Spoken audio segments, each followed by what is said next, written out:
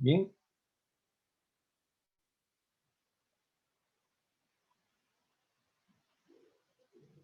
bien. A continuación, uno de los aspectos centrales de lo que estuvimos revisando en nuestro último tema correspondió hacia bases biológicas del comportamiento. Y cuando hablamos acerca de las bases biológicas del comportamiento, nos referíamos al temperamento, que es un componente de la personalidad. Pero a continuación, cuando revisamos las bases sociales, esto viene a ser más bien lo que constituye el carácter, es decir, lo aprendido dentro del medio social.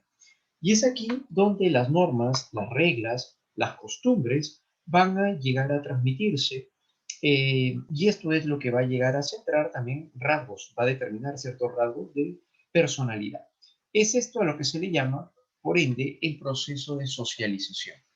El proceso de socialización se define entonces como un proceso paulatino donde se van a llegar a desarrollar aprendizaje de normas, reglas, creencias y pautas de comportamiento que van a ser propios de una sociedad a lo largo de todo nuestro ciclo vital.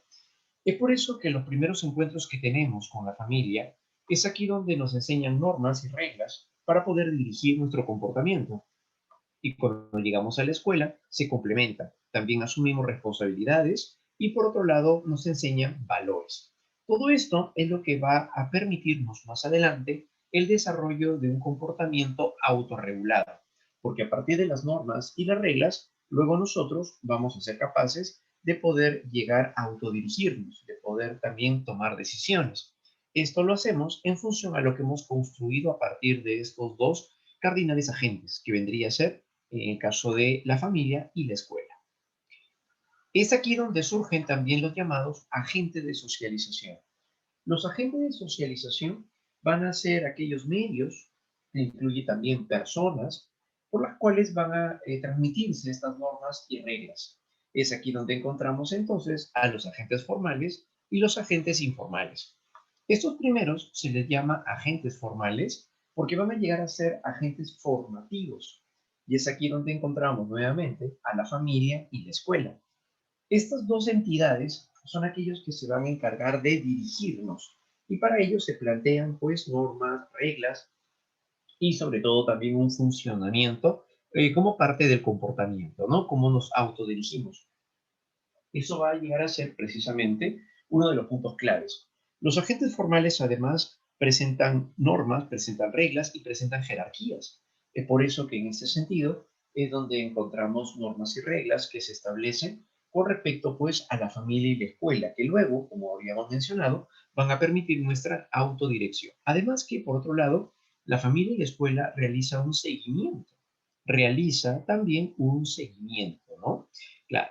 En cambio, los agentes informales es donde encontramos a los medios de comunicación.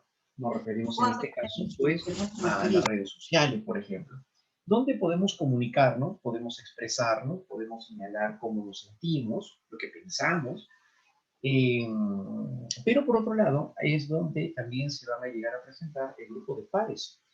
Y si hablamos acerca del grupo de pares, es donde nos encontramos entonces con los amigos, claro, es el grupo de pares, ¿no? Con la cual nosotros también llegamos a seleccionar con quién compartimos, al igual que en el caso de la comunidad, se refiere al barrio.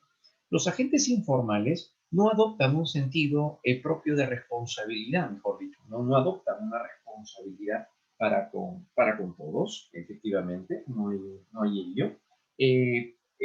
No hay un sentido de responsabilidad, no hacen un seguimiento tampoco, y es que no asumen, pues, obviamente, la dirección de los individuos, ¿no? En cambio, los agentes formales sí adoptan un fuerte sentido de responsabilidad. Frente a ello, entonces, vamos a encontrarnos con los tipos de socialización. El primer encuentro que nosotros vamos a tener va a ser con la familia. Es por eso que a esto se le llamará una socialización primaria. En una socialización primaria aparece la influencia por parte de los padres y por parte de los maestros, es decir, que también van a formar parte de ello, pues, la familia y la escuela, claro, ¿no? Van a estar influenciados entonces por parte de los padres, por parte de los maestros, influyen en el desarrollo de la personalidad, efectivamente, porque esto es lo que nos va a permitir desarrollar en cuanto a lo que va a ser valores, el sentido de responsabilidad, claro, ¿no? El cumplir con ciertas funciones o roles. Influyen también en el desarrollo, por eso, de la personalidad y se desarrolla desde la infancia hasta la adolescencia, efectivamente. Para algunos teóricos todavía incluso esto se va a mantener hasta finales de la adolescencia, es decir, ya hacia los 18 o 20 años aproximadamente. Entonces, la socialización primaria nos muestra, sobre todo, las características o las condiciones de un comportamiento en donde va a primar, sobre todo, los rasgos esenciales que va a ir construyendo el individuo para su propia personalidad. Entonces, es aquí donde, estando en casa, por ejemplo, nos presentan normas, reglas y funciones que debemos de cumplir, porque eso es lo que va a formar una personalidad responsable, líder, autónoma, para cuando tengamos que dirigirnos nosotros mismos. Claro, ¿no? Entonces, es aquí donde nosotros lo construimos, tanto en la escuela como en casa. Se desarrolla entonces por eso desde la infancia hasta la adolescencia. Hay un gran valor también por ser formativos, claro, ¿no? Hay un valor por ser formativo cuando hablamos acerca de la socialización primaria, ¿no? Que hay aquí, hay conocimientos, valores y sobre todo también pues hay un desarrollo de aptitudes. Se desarrollan aptitudes, se desarrollan capacidades. Uno de los aspectos más valiosos de los cuales también nosotros vamos también a autodirigirnos, ¿no? En función a ello. Recordemos que las capacidades y las habilidades no solamente van a ser académicas, no solamente van a ser cognitivas, sino también aquí se encontrarán las capacidades y las competencias emocionales, como por ejemplo la inteligencia emocional, lo cual implica tener autocontrol, claro. Entonces es ahí donde en casa llegamos a aprender a desarrollar esas habilidades y los complementamos también en la escuela. Y también, por otro lado, de forma indirecta, pero también influyen los medios de comunicación, ya que hoy por hoy se vuelve uno de los medios por los cuales se llega a interactuar con otros. Es aquí entonces donde nos encontramos con este tipo de socialización, ¿no? Entonces, en los medios de comunicación, si bien es cierto, pues no es que forman al individuo, pero sí forman parte de la interacción social que se tiene, ¿no? Y que, por cierto, pues desde niños ya pueden llegar a establecer estas condiciones. Esa es la socialización primaria. Muy bien. En cuanto a una socialización secundaria, esto ya se inicia hacia fines de la adolescencia a inicios de la adultez temprana.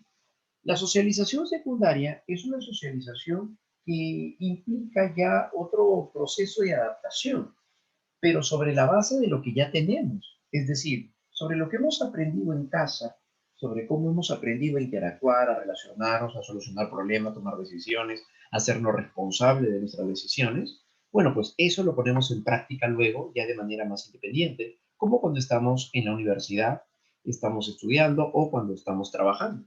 Claro, ¿no? Ahora, ya en el ámbito estudiantil superior, en el ámbito laboral, es también otra forma de socialización. A esta se le llama secundaria. Las relaciones sociales aquí están vinculadas con la universidad o centro de trabajo u otras instituciones. Se adquieren ahora normas o pautas de comportamiento, dependiendo del ambiente en el que se desenvuelve también, por cierto, el individuo. Eso es lo que vamos a encontrar, ¿no? Entonces, aquí aparece una socialización, entonces, secundaria. Eso va a suceder en este caso, ¿no? Una socialización secundaria. En este tipo de socialización, entonces, vamos a poner a prueba, vamos a manifestar lo que hemos construido en nuestra socialización primaria. Entonces, de tal manera que lo que nosotros hemos formado en casa, lo que hemos construido a partir de tanto la familia como la escuela, bueno, pues eso es lo que nos va a servir luego para autodirigirnos en una socialización secundaria. En una socialización terciaria, ahora, no es que se dé otra etapa, no es que ocurra pues después de la adultez temprana, ¿no? De la adultez, no, no hay eso, sino que es esta la que puede también mediar entre una socialización primaria y una socialización secundaria. Aquí corresponde un proceso de adaptación a un nuevo entorno social, aprendiendo normas o pautas de comportamiento propios de este medio. Como por ejemplo, lo encontramos cuando pasamos de un sistema escolar, por ejemplo, a otro, ¿no? De un sistema escolar militarizado, por ejemplo, ¿no? O pasamos a un sistema escolar militarizado. Estando en un colegio mixto, ahora estamos en un colegio solamente de varones, solamente de mujeres. Porque el caso militarizado no es el caso de varones. Y en este caso, pues aprender a adaptarse, ¿no? Claro, esa es una socialización terciaria, ¿no? Casos en los que también participa de una cultura a otra, por ejemplo, viajar de un lugar a otra idiosincrasia. Resocialización también cuando hablamos de un preso, ¿no? O recluido en un reformatorio. Esto, por ejemplo, también sería parte de una socialización terciaria también, ¿no? En una socialización terciaria, entonces también nos referimos hacia estas expresiones en donde van a haber ciertos cambios también, ¿no? De comportamiento, de adaptación. Es parte de una resocialización, es un programa que siguen algunas instituciones para poder lograr que se puedan reinsertar al medio social. Por eso se llama resocialización, porque es volver a socializarse y por lo tanto implica aprender nuevos hábitos, hábitos que sean funcionales. Claro, y por eso es que las personas que llegan a purgar condena pues en una prisión, ahora aprenden un oficio para poder adaptarse de una mejor manera. Eso es lo que podemos encontrar entonces en ese caso, ¿no? Esa es la socialización terciaria. Muy bien, pero también encontramos como una de las fuentes más importantes para el mecanismo de adaptación es la familia. Este corresponde a un microsistema social que se desenvuelve de forma dinámica. Al decir dinámica, se refiere a que cada familia llega a presentar una modalidad de comportamiento, ya sea a través de, am, ya sea por ejemplo a través de los sistemas de creencias, ajá, o por otro lado las costumbres. Cada familia tiene sus propias costumbres. Supongamos el hecho de que cuando llegue el Día del Padre, pues suele pasarla en la casa de los abuelos, ¿no? Entonces eso ya se vuelve una costumbre, una tradición. En estas fechas, entonces, llegan a juntarse, digamos, las familias, ¿no? Entonces es una costumbre, una tradición que se vuelve. Entonces, de tal manera que esa es su dinámica. Esa es su dinámica, por ejemplo, ¿no? Entonces, la dinámica familiar está en función a eso, ¿no? Los miembros presentan entonces interdependencia, afectándose también todos, ¿no? Mutuamente. Este es el agente de socialización por excelencia. Es considerado el agente primario, por eso, ¿no? Que acompaña al individuo a lo largo de toda su vida, entendida sobre todo en un sentido amplio, ¿no? ¿Por qué? Porque se sigue manteniendo, pues, ¿no? Se sigue estableciendo.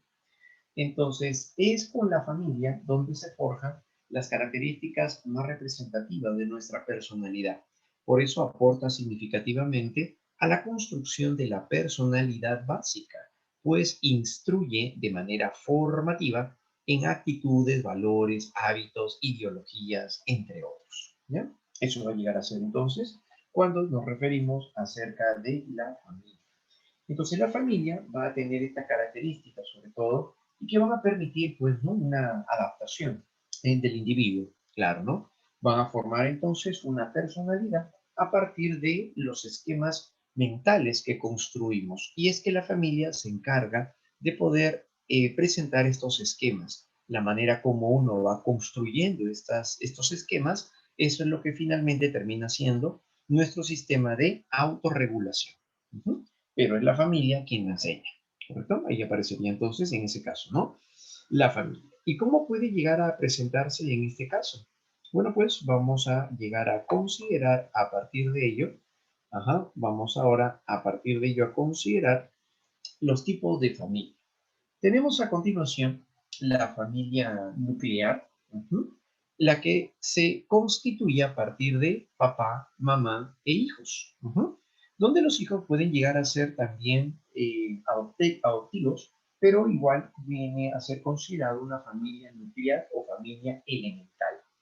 Uno de los aspectos más importantes es que esta familia, también llamada tradicional, tiende a generar pues normas, reglas, y es bastante favorable la manera como se establece también la dinámica entre los padres, lo cual, por cierto, será adoptado más adelante por los hijos. ¿Bien? Eso vendría a ser una familia nuclear o familia elemental.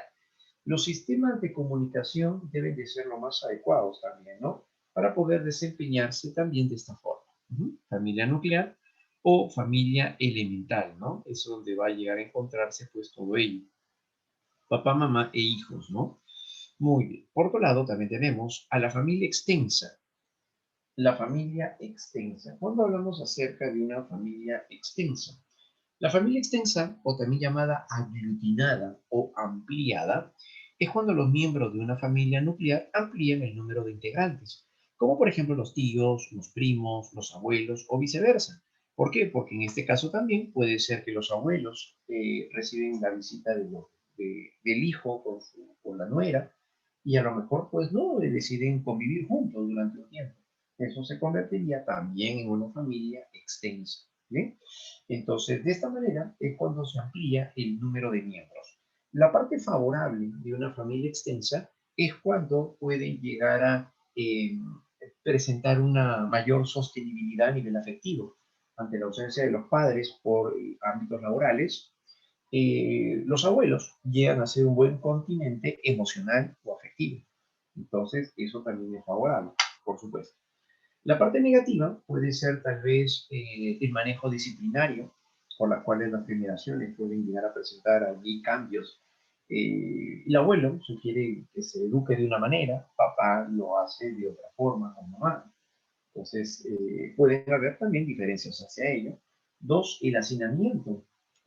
Varias personas, varios miembros, pero en una casa más pequeña, entonces no se llega a presentar privacidad, lo cual entonces ello, ¿no? Y tercero es la convivencia, pues, ¿no?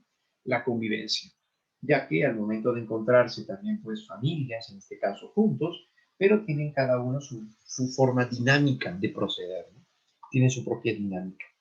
A nivel monoparental, encontramos a un solo progenitor, a un solo progenitor, que se va a llegar a hacer cargo entonces de los hijos, ya sea por viudez o ya sea por separación.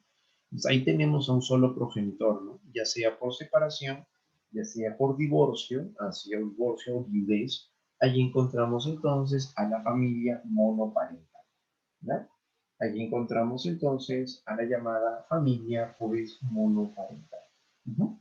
Esa es la familia monoparental, ¿no? Entonces, un solo progenitor, entonces por separación o ya sea por divorcio o por viudez, pues solamente se hace cargo, ¿no? En cuanto a una familia fusionada o reconstituida, o también llamada ensamblada, está esta familia, la familia fusionada, decíamos, ¿no? O reconstituida o ensamblada, es el tipo de familia en donde encontramos a uno de los progenitores que viene a ser el padre biológico, el que se une a otra persona, donde surge entonces el padrastro o la madrastra. La parte favorable de una familia fusionada es que llega a reintegrarse, llega a constituirse, lo cual es bastante importante, sobre todo también en el ámbito afectivo y en el ámbito económico. Pero por otro lado, la parte desfavorable puede ser si es que llegan a formar alianzas, como por ejemplo el hecho de que la madre pueda llegar a sobreproteger o defiende más las condiciones del hijo biológico que tiene con una primera relación y viceversa, ¿no? Entonces, de tal manera que esto puede llegar a ser desfavorable, ¿bien? Pero en ese caso, pues nos referimos hacia una familia fusionada o reconstituida o ensamblada, ¿no? Es otro nombre con el cual se le conoce, ¿bien? Eso vendría a ser entonces, ¿no? La familia fusionada o reconstituida o ensamblada, ¿no? También denominada de esa manera. Eh, este tipo de familia entonces va a llegar a tener una representación, sobre todo también, ¿no? Bastante importante. Se asemeja bastante a lo que es una familia nuclear, familia elemental, pero pues importante llegar a tener en cuenta las alianzas, ¿no? Que pueden llegar a ser perjudiciales en algún momento determinado, ¿ya? Muy bien, entonces a eso nos referimos cuando hablamos acerca de la familia fusionada. Muy bien. Entonces, pero cada familia, independientemente de quién se muestre, va a llegar a presentar también funciones. Claro, funciones de la familia.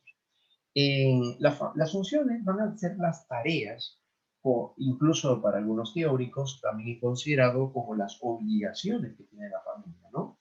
Y obligaciones precisamente porque estas forman parte del sentido de responsabilidad que estaría adoptando la familia al momento ya de constituirse como tal. Como por ejemplo, la familia presenta una función llamada función de protección económica o económica, en la que se llega a velar por satisfacer las necesidades básicas de los hijos y del bienestar de los miembros, como por ejemplo la alimentación, el techo, el vestido, la salud o la educación.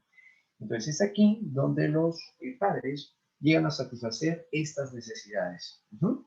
Cuando alguna de las partes llega pues a desentenderse de ello, es ahí donde pues emite un juicio, ¿no? Llamado juicio por alimentos.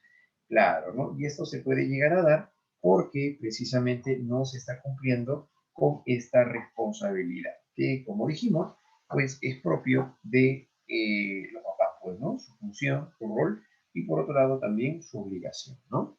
Muy bien, entonces sería la función económica.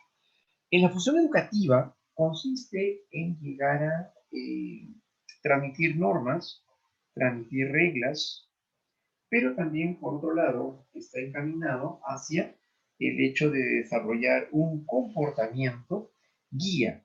Ujú. Aquí es donde los padres son los que señalan el comportamiento correcto o lo incorrecto y por lo tanto, pues también favorecen hacia el desarrollo funcional de la conducta de los hijos. La función educativa es consciente y es directa. Es consciente y es directa. En este caso, entonces, encontramos, por ejemplo, de manera instructiva, cuando los padres llegan a señalar el valor por la sinceridad, la honestidad, el no mentir, etcétera, ¿no? Muy bien, entonces eso es educativo, ¿no? Consiste en transmitir por eso también conocimientos, reglas, normas, que se inculcan conscientemente de padres a hijos, claro, ¿no? Pero por otro lado, también existe una otra función, que es la función socializadora. Y en la función socializadora es donde los padres sirven de modelos, como por ejemplo, en este caso, eh, al ser modelos, eso se da como cuando realizan un comportamiento de limpieza fin de semana. Al momento de limpiar los papás en casa los fines de semana, los días domingos a lo mejor, semanalmente, los hijos adoptan el comportamiento también de poder ejercer este hábito de la limpieza en cuanto a su habitación, en cuanto a su habitación, sus objetos personales. Claro, ¿por qué? Porque es parte de lo que se realiza como familia. Entonces, al momento de llegar a presentarse ello, bueno, pues se vuelve un asunto favorable a partir de eso. ¿Bien? Eso lo encontramos entonces, ¿no? Esa va a ser la llamada función socializadora. Entonces, es cuando se transmiten entonces formas de comportamiento a partir de los padres como modelos, donde el aprendizaje se da pero de forma indirecta. Recordemos que aquí el aprendizaje se va a llegar a presentar de forma indirecta. ¿Ya? Eso es lo que vamos a encontrar entonces a partir de ello. Esto sería una función entonces socializadora. Recuerden que eso es parte de lo que será una función socializadora. Recuerden que aquí entonces se da de manera indirecta, en cambio en la educativa es directiva. Producto de la convivencia es entonces donde se forman estos aprendizajes, claro.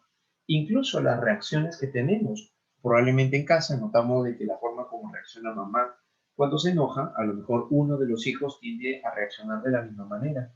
Claro, porque producto de la convivencia es donde se adoptan también este tipo de comportamientos. Bien, encontramos por otro lado otro grupo de funciones, como por ejemplo a continuación tenemos la función recreativa, reproductiva y afectiva. Cuando hablamos acerca de una función recreativa, es más bien cuando se llega a apelar hacia el valor es por compartir el tiempo juntos, mediante la integración familiar y actividades compartidas en el tiempo libre, ¿no? La función recreativa no siempre es el juego. La función recreativa tiene que ver con compartir el tiempo juntos, incluso al momento de visitarse en la familia, al momento de dirigirse hacia la familia, por ejemplo, eso también va a formar parte, ¿no? Eso es parte de la función que se da a nivel recreativo. Así es. ¿Listo? Muy bien, en ese sentido, ¿no? Claro, así es. Claro, nos referimos a que los directos son los educativos. Función educativa es directa y la función socializadora, dijimos, es indirecta. Claro, ¿no?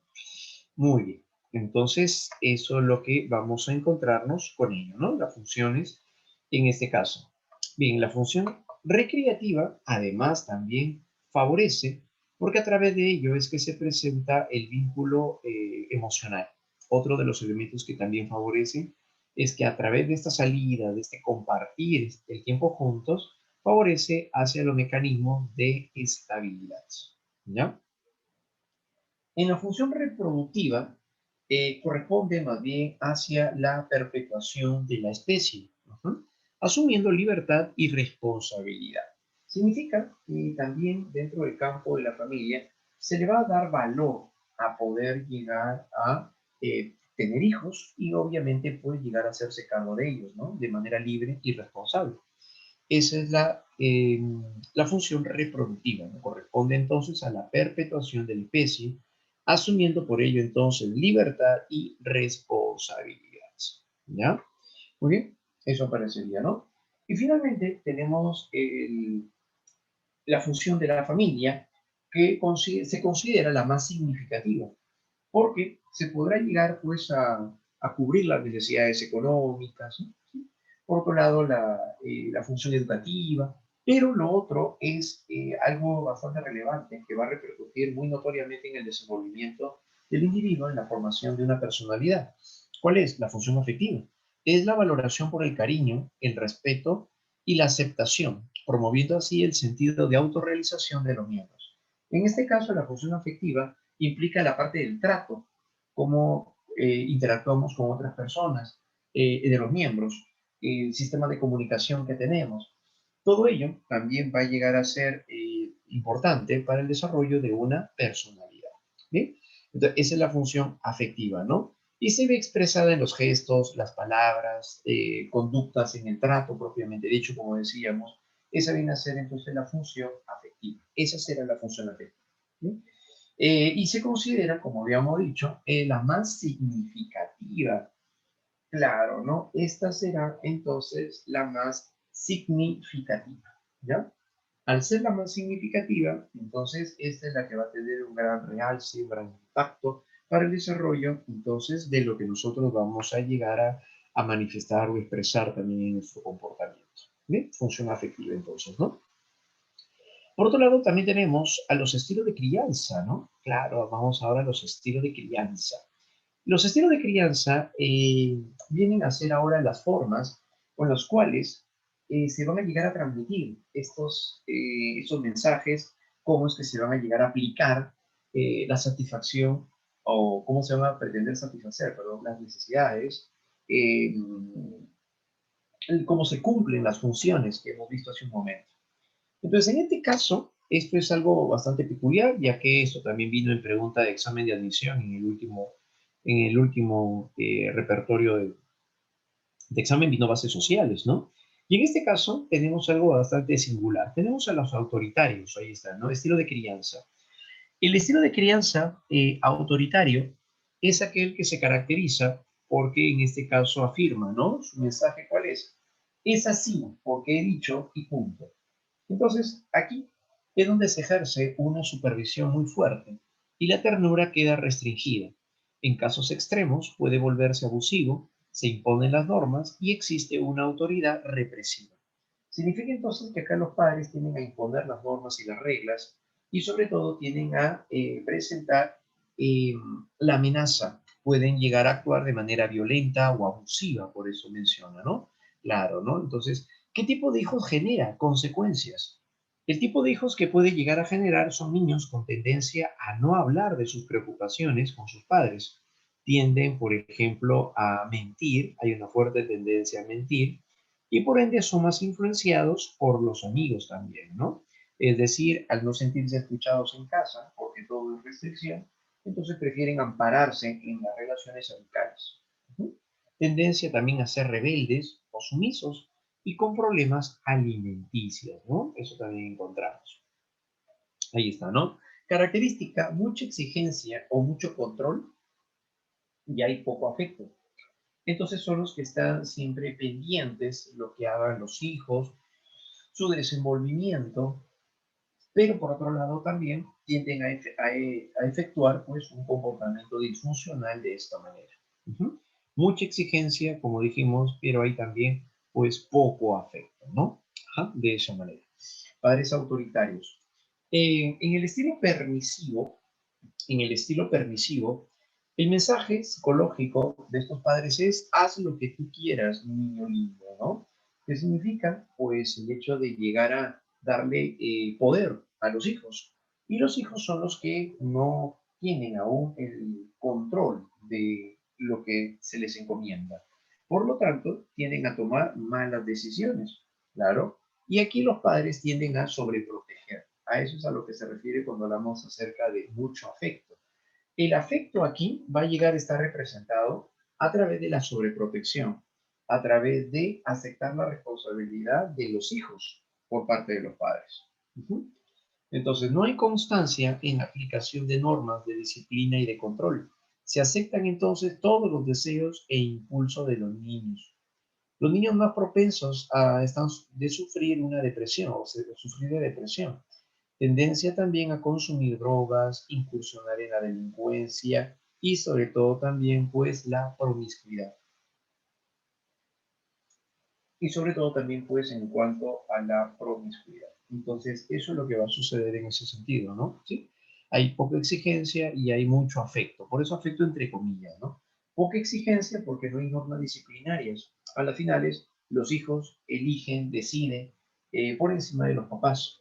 Claro, ¿no? Entonces, de tal manera que no llegan a formar una imagen de autoridad. Y al no formar una imagen de autoridad, se desarrolla así un comportamiento disfuncional. ¿Sí?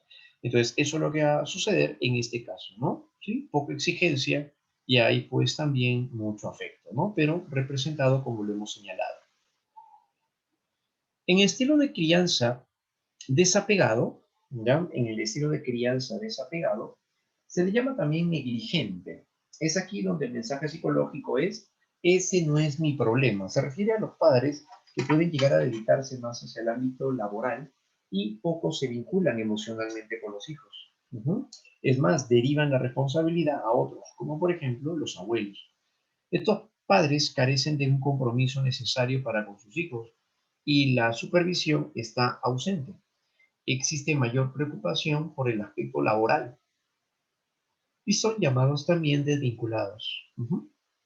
Posible consecuencia, pues el niño presenta un despliegue, despliega más problemas en su desarrollo y también en su vida de adultos.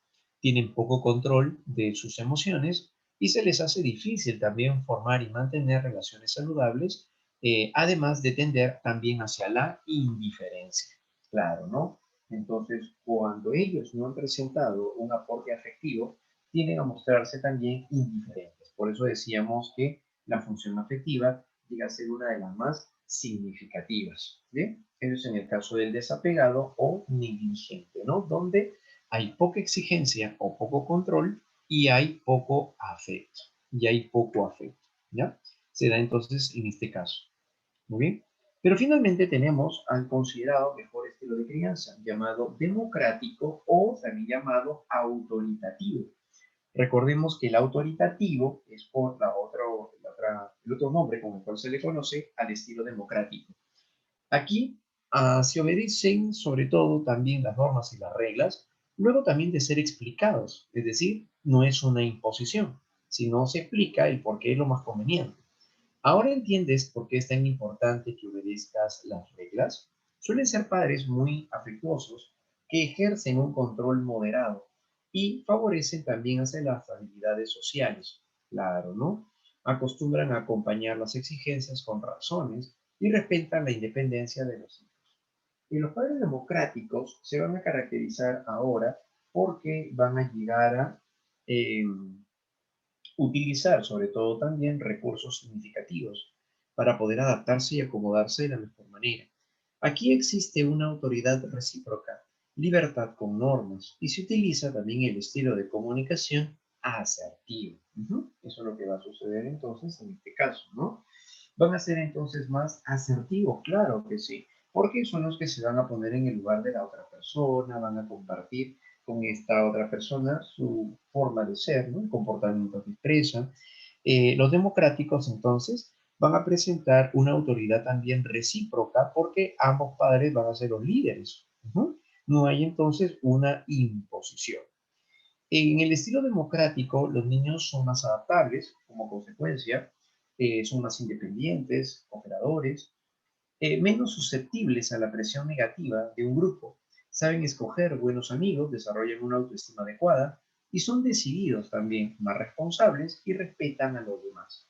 Entonces, ¿esto qué lo logra? Lo logra el poder mantener la exigencia y el afecto de manera equilibrada, ¿bien? A nivel equilibrado entonces, ¿no? Entre las referencias más importantes, como bien se llegó a apreciar en el examen, por ejemplo, la relación entre un autoritario y un democrático estaría en la manera como se presentan las normas y las reglas. Claro, el autoritario es impositivo, pero en el caso del democrático también presenta normas y reglas, pero de manera equilibrada, ¿no? Claro. Eh, la parte diferencial se da a través de los acuerdos. En el caso del autoritario no presenta acuerdos, en el caso del democrático sí presenta acuerdos. Bien.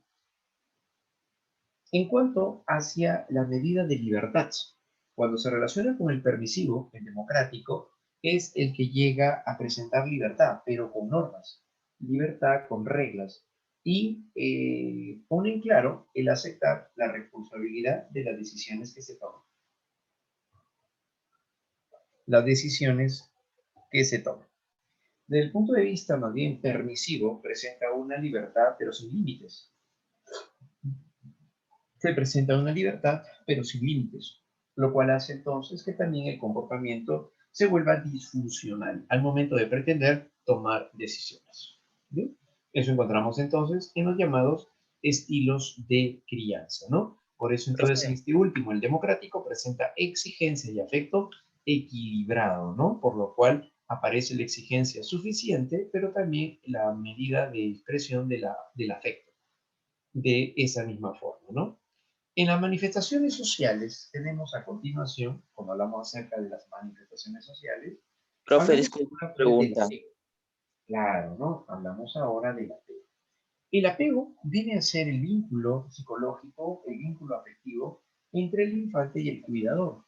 Por lo general, el cuidador viene a ser la madre, pero no siempre. Cuando hablamos acerca del cuidador, puede ser también la abuela, el cuidador puede ser también la hermana mayor, que cumple con ciertos roles, a lo mejor ante la ausencia de la madre, por tener que trabajar, supongamos, ¿no? Entonces la hermana puede cumplir con ciertas funciones. Entonces, eso lo vemos aquí. El apego corresponde al individuo, al vínculo, perdón, afectivo que se presenta entre el infante y el cuidador en el establecimiento de la satisfacción, tanto de las necesidades fisiológicas como afectivas, y el valor por el contacto corporal y sobre todo también la familiaridad.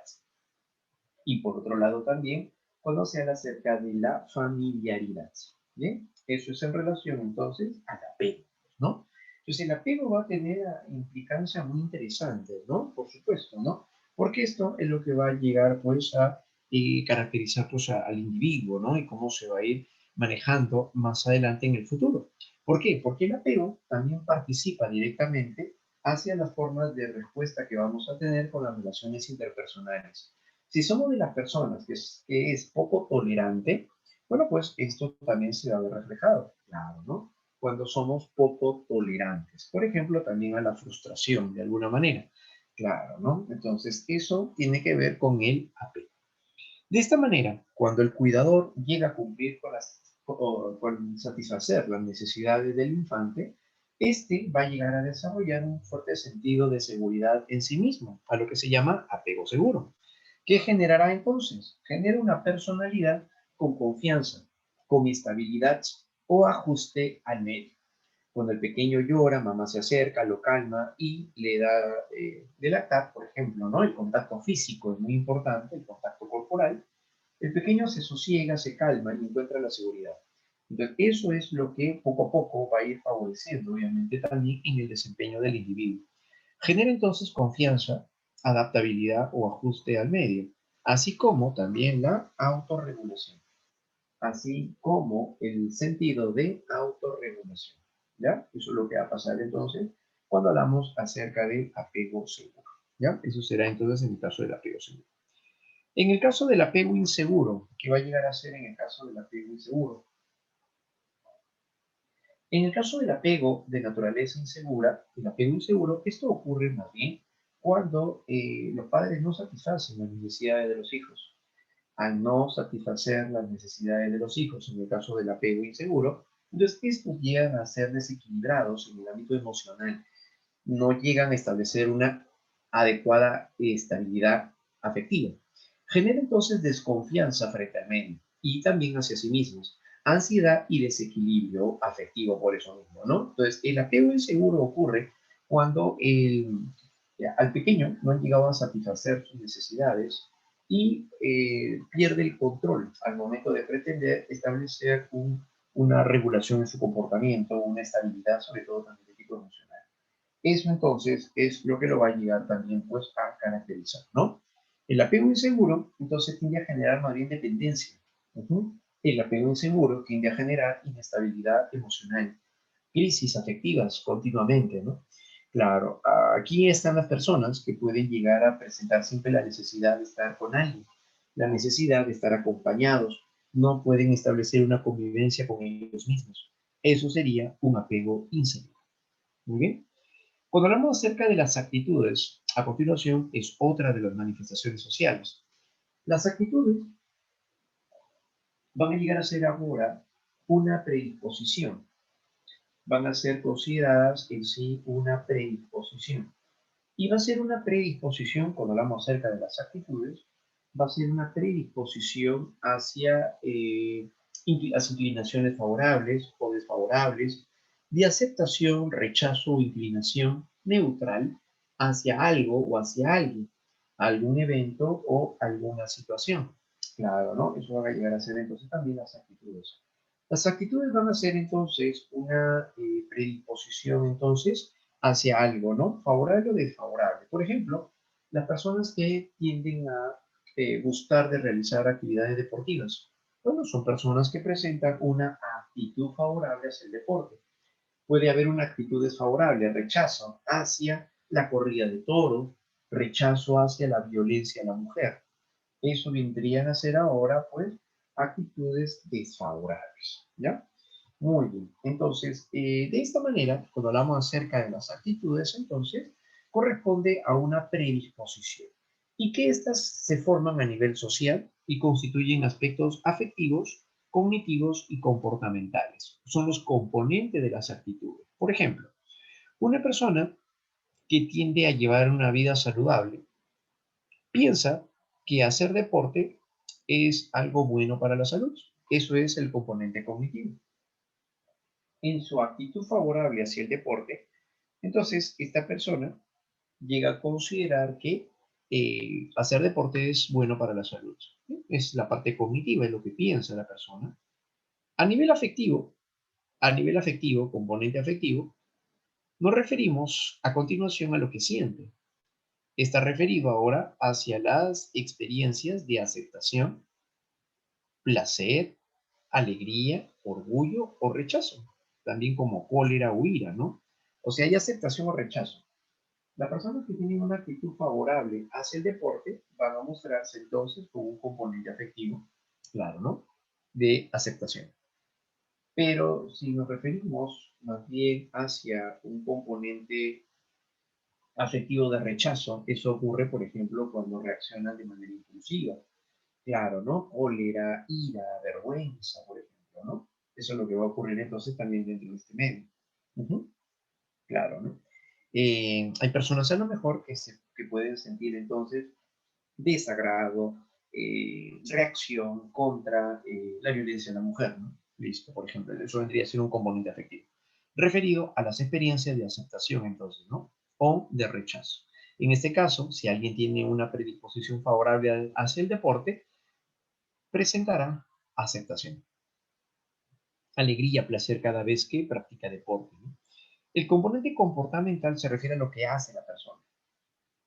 Como por ejemplo, si alguien tiene una actitud favorable hacia el deporte, difunde la actividad deportiva.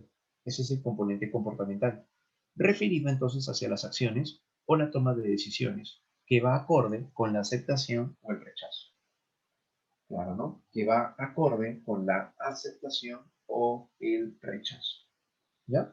Muy bien, eso viene a ser entonces el componente comportamental, que es lo que hace la persona, es decir, lo que realiza, pues, el individuo, ¿no? Como parte entonces de un comportamiento presentado de esa manera. Muy bien. Entonces, eso es lo que vamos a encontrar a partir de ello, ¿no? La formación y el cambio de actitudes, formación y cambio de actitudes, esto hace alusión ahora a ciertas estructuras que nosotros elaboramos, llamado, por ejemplo, estereotipos. Los estereotipos vienen a ser ahora creencias o forma de pensamiento generalizados y tienen la estructura del todo es espejo. Por ejemplo, todo asiático debe saber artes marciales. Se debe de llegar virgen al matrimonio.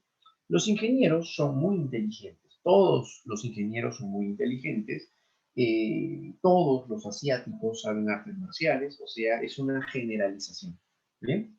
El estereotipo se forma a partir de la forma de pensar común que tienen las personas y formamos así modelos. Eso se llama estereotipos. Como por ejemplo, en el momento de llegar a pensar o creer que todo brasileño es un buen futbolista. Eso es un estereotipo, claro, ¿no? Todo empresario seguramente vive cómodamente. Eso es un estereotipo. De esa manera, ¿no? Todo empresario pues viste con ropa costosa. Eso es un estereotipo. Eh, las mujeres tienen una mejor organización del hogar. Eso es un estereotipo. Entonces, si hubiese un varón que llega a tener una mejor organización en el hogar, él rompe con el estereotipo. Pongamos, ¿no? Claro, así es. El trabajo duro es solo para varones. Eso es un estereotipo. Si una mujer se dedica a la mecánica, entonces ella rompe con el estereotipo. ¿Ya? Entonces, el estereotipo es un modelo social, formado sobre todo por la forma de pensar que llegan a presentar los individuos, ¿no? Las personas. Ajá. Ese es un estereotipo. Pero de los estereotipos pueden ser estereotipos positivos o estereotipos negativos. Los estereotipos positivos son aquellos en donde no llegan a ser peyorativos, como cuando decimos todo asiático es emprendedor. Eso es un estereotipo positivo. Un estereotipo negativo sería una generalización, pero peyorativa. Por ejemplo, el momento de señalar todas las personas de raza negra son problemáticos. Eso sería un estereotipo negativo. Ahora, de los estereotipos nacen los prejuicios. Los prejuicios, como su nombre lo indica, son juicios previos, es decir, juzgamos sin conocer. Eso se le llama prejuicio. Los prejuicios implican juicios que elaboramos previo al conocimiento real de las personas. Es un prejuicio. Y los prejuicios pueden llegar a ser también positivos o negativos. Aunque en la propuesta que se tiene, pues consideramos que llegan a presentar la tendencia más de ser negativas, pero no son las únicas. También pueden haber estereotipos positivos. ¿Sí? Entonces, de esta manera, es una opinión previa, principalmente negativa, significa que no siempre va a serlo, acerca de algo de alguien sin conocer las evidencias o fundamentación, como por ejemplo, si es musulmán, entonces ha de ser terrorista. Se refiere entonces a que esa persona lo es si llega a ser terrorista, ¿no? Por ejemplo, del estereotipo negativo, si todas las personas, o perdón, sí, si las personas de raza negra son problemáticas y Jonás es de raza negra, en conclusión, Jonás es problemático. Eso sería un prejuicio. ¿Por qué? Sin conocer a Jonás, estamos juzgando el hecho de ser problemático por ser de raza negra. Entonces, de esa manera estamos presentando un prejuicio. A eso se refiere entonces cuando hablamos acerca de prejuicio. ¿Ya? Muy bien, entonces, en este caso, inician entonces un rechazo también de tipo emocional o afectivo, sí. Los prejuicios van a presentar una carga emocional. Los prejuicios tienen una carga emocional. Por lo tanto, que pueden generarse al momento de expresarse, son manifestaciones también de un sentimiento de rechazo. Al momento de expresarse también van a ser muestras de una conducta de rechazo, por ejemplo, ¿no? Claro, ¿no? Sentimiento, perdón, de rechazo. Eso vienen a ser los prejuicios. Los prejuicios. Y cuando se materializan los prejuicios ya a través de acciones, eso se llama discriminación.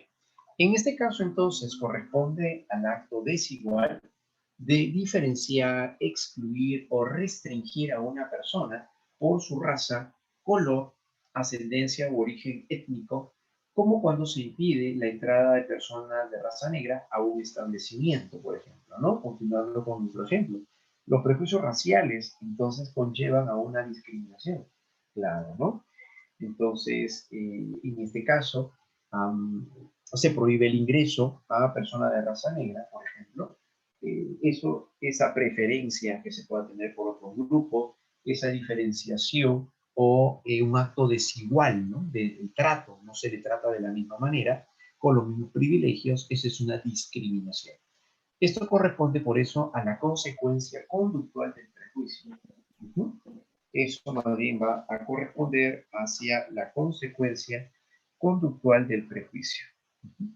Corresponde entonces hacia el aspecto conductual al final, pues, del prejuicio. ¿Ya?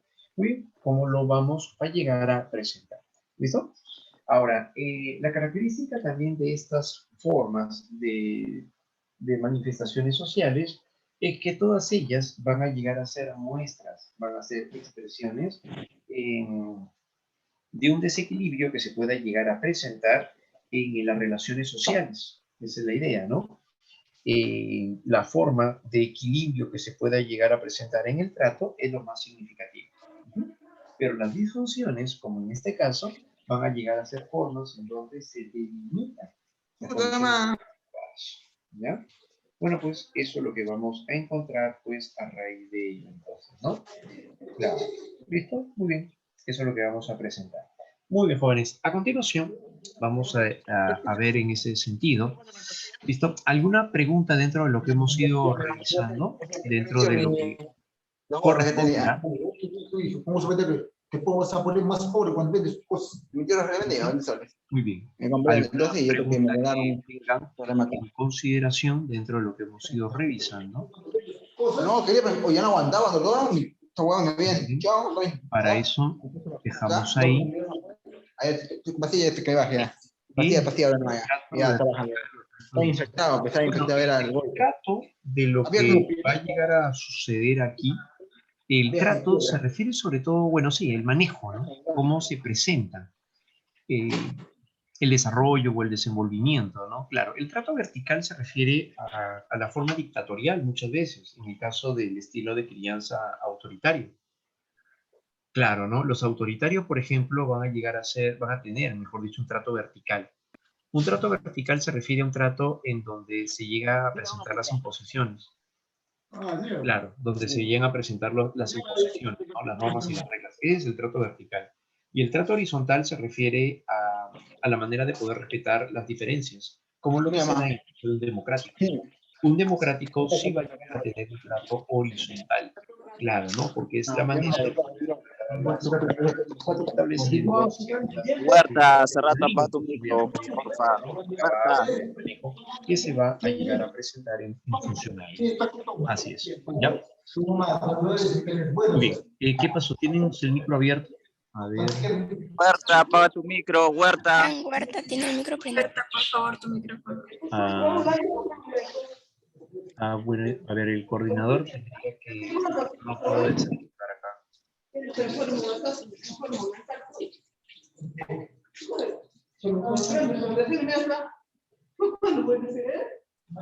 Huerta, apaga tu micro.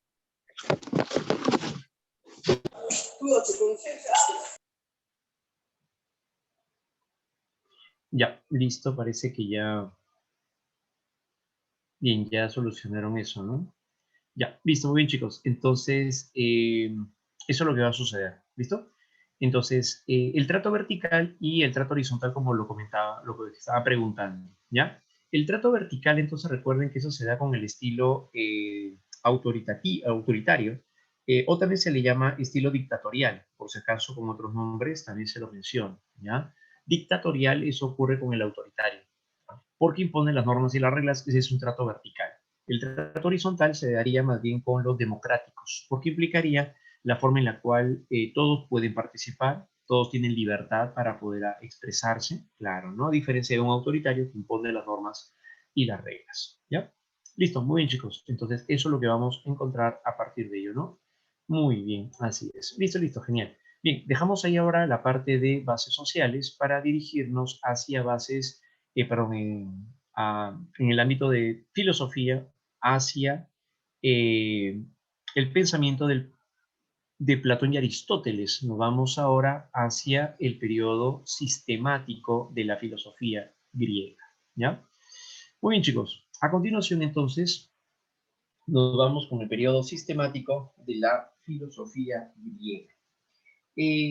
Esta forma de pensamiento que vamos a ver es importante considerarla por la manera en la cual va a participar en las llamadas disciplinas filosóficas.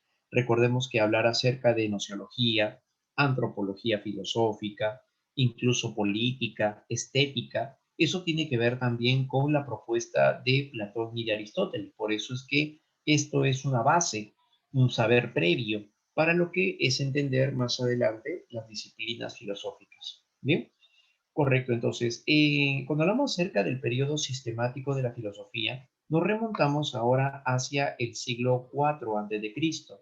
Lo que vimos anteriormente, el periodo antropológico, el tema central giró en torno al hombre, en poder llegar a comprender al hombre dentro de un sistema en un sistema social nuevo, el desarrollo de la democracia en Atenas, en la época de Pericles, ¿no? En el ciclo de Pericles.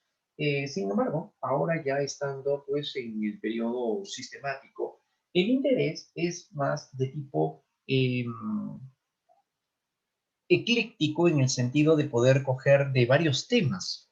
Claro, ¿no? No se van a centrar solamente en el tema del hombre, en el conocimiento, no. Ahora se refiere pues acerca de las esencias, se habla acerca del hombre, se habla acerca de la ética, se habla acerca del conocimiento, del alma, de la política, o sea, se desenvuelven varios temas, ¿no? Adopta varias temáticas el periodo sistemático. Y se considera que este fue el momento más fructífero también del conocimiento, con Platón y con Aristóteles, tanto así que van a llegar a ser la base para el desarrollo del pensamiento occidental. Influencia en el medioevo, San Agustín y Santo Tomás de Aquino, hasta llegar a la edad moderna, como por ejemplo cuando revisemos a el racionalismo, el empirismo y el criticismo de Kant.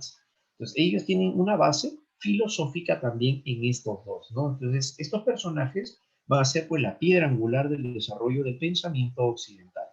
Entonces de esta manera encontramos que los temas van a llegar a ser diversos, pero sobre todo se le llama periodo sistemático porque lo que se buscó es un sistema, o sea, un orden en el conocimiento. Se buscó ordenar la realidad y el conocimiento. Desde el periodo presocrático se hablaba acerca del arjeo principio de todas las cosas, claro, pero como que eso que quedó un poco inconcluso, porque a las finales pues no se definió cuál es el arjeo, pero aún así se buscó llegar a determinar qué podría llegar a ser la esencia de la realidad, el problema de tipo ontológico, si queremos verlo también de esa manera, ¿no?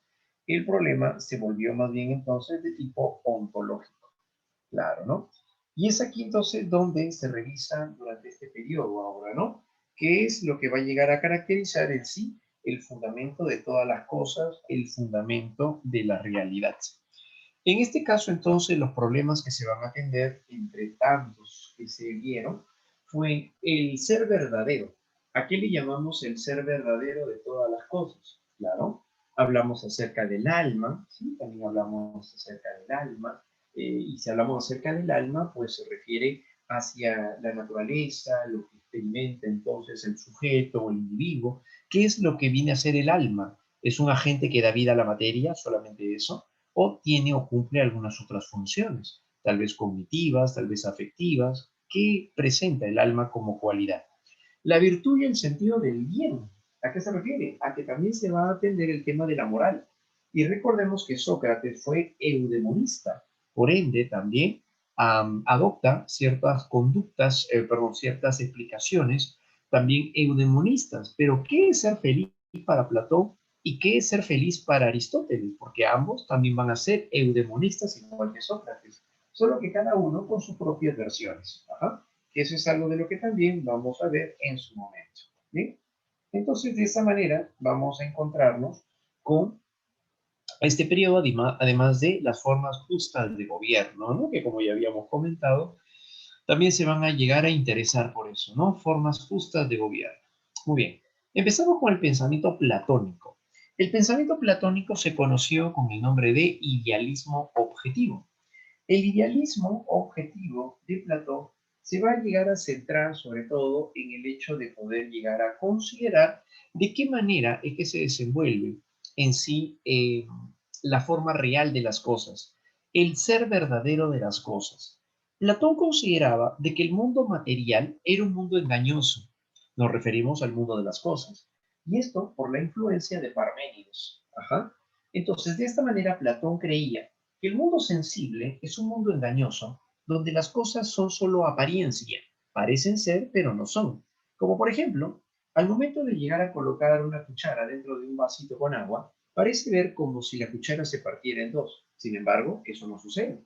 Eso que vendría a ser una ilusión, claro, porque los sentidos al final nos engañan, pero la razón no. Ah, entonces, si yo utilizo el intelecto, si yo dijera entonces de que si A es mayor a B y B es mayor a C, necesariamente A es mayor que C. Claro, y eso es ineludible. Ello no implica engaño alguno. Por lo tanto, solo podemos confiar en la razón, mientras que los sentidos nos engañan. Entonces, de esta manera es aquí donde en el idealismo objetivo, es aquí donde el idealismo objetivo de Platón considera pues que existe un mundo de engaños, un mundo de ilusiones, llamado el mundo de las cosas o también llamado el topos mundanus. Este mundo es aquel al cual accedemos a través de los sentidos, pero no refleja la realidad, sino simplemente refleja un mundo aparente. En cambio, el mundo real pertenece a un mundo que está en el mundo celestial.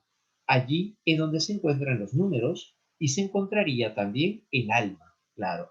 Sostuvo que el mundo real, donde yace lo inteligible e inmutable, donde las cosas no cambian, pero tampoco perecen, es un mundo imperecedero, es decir, donde yace el ser verdadero de las cosas, denominó el mundo de las ideas, o también llamado el topos uranus, donde está donde se encuentran todos los arquetipos o, por otro lado también, donde se encuentran todos los paradigmas. Ajá.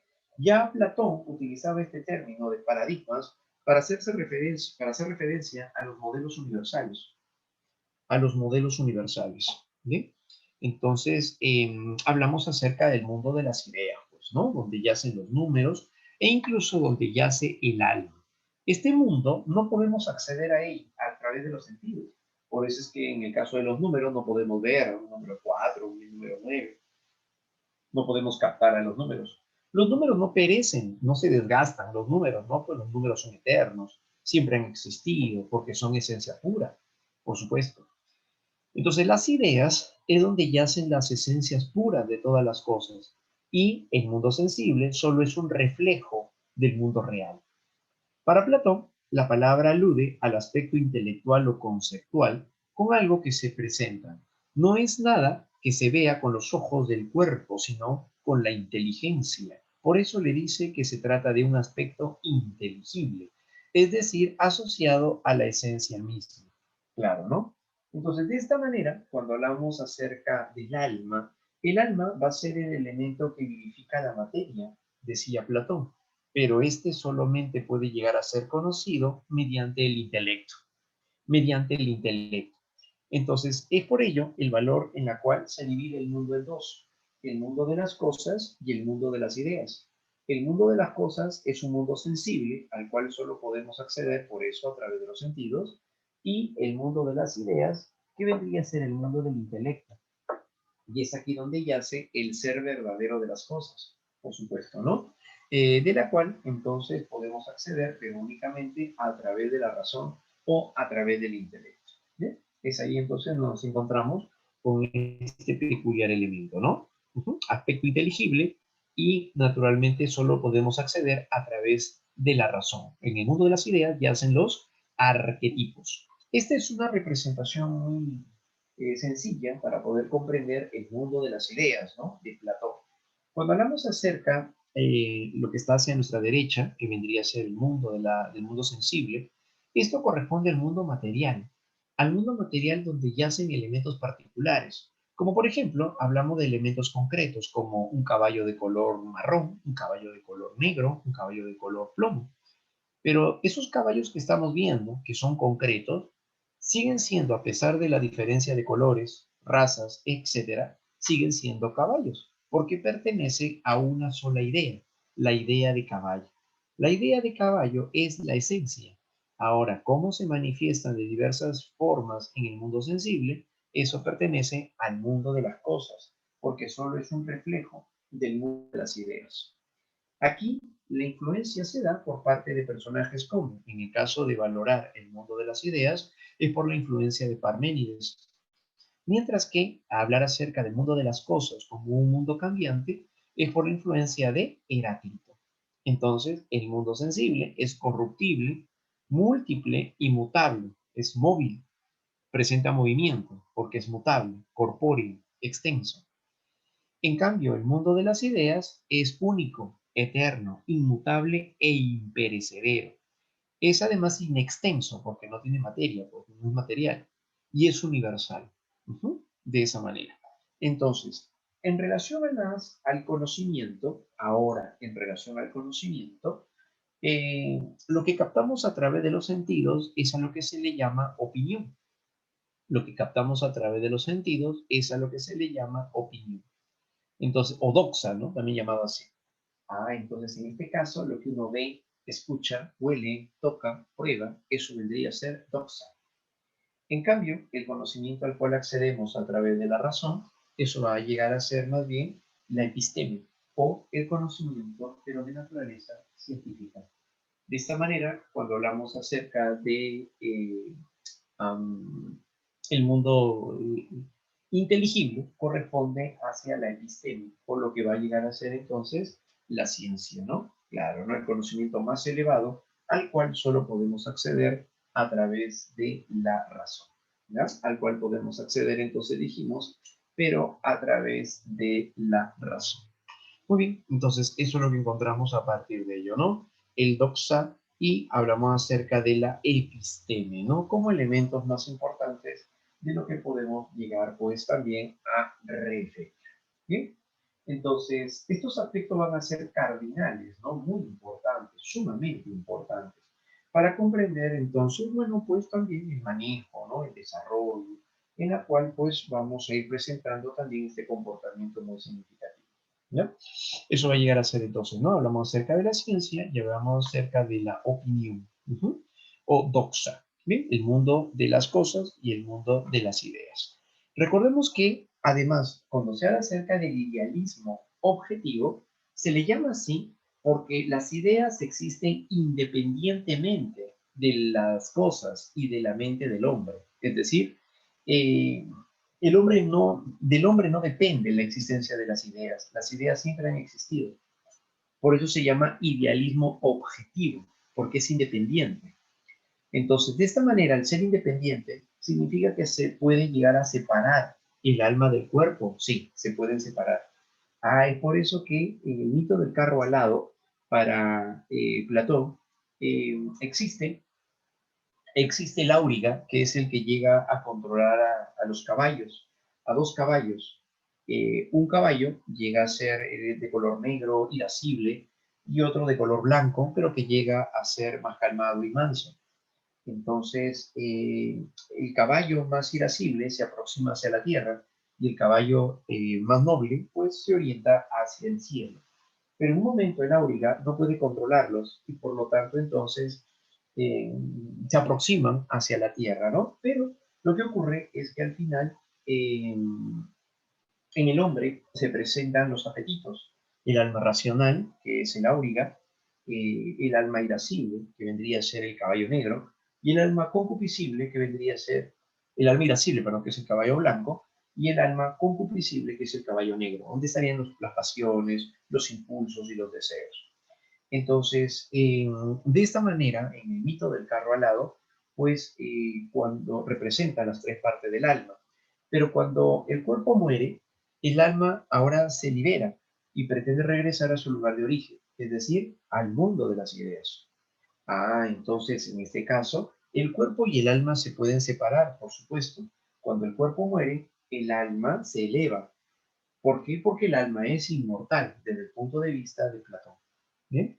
Se pueden separar el alma del cuerpo. Recordemos esa idea porque Aristóteles va a estar en contra de eso, ¿no? Muy bien. Entonces, otro de los mitos más famosos de Platón va a ser el mito de la caverna. En el mito de la caverna, en su obra La República, Platón señala, en el mito de la caverna, Platón señala que existía una caverna en donde en su interior habían tres esclavos que estaban mirando hacia la pared y contemplaban imágenes de caballos, animales, otros animales que se presentaban de un lugar a otro.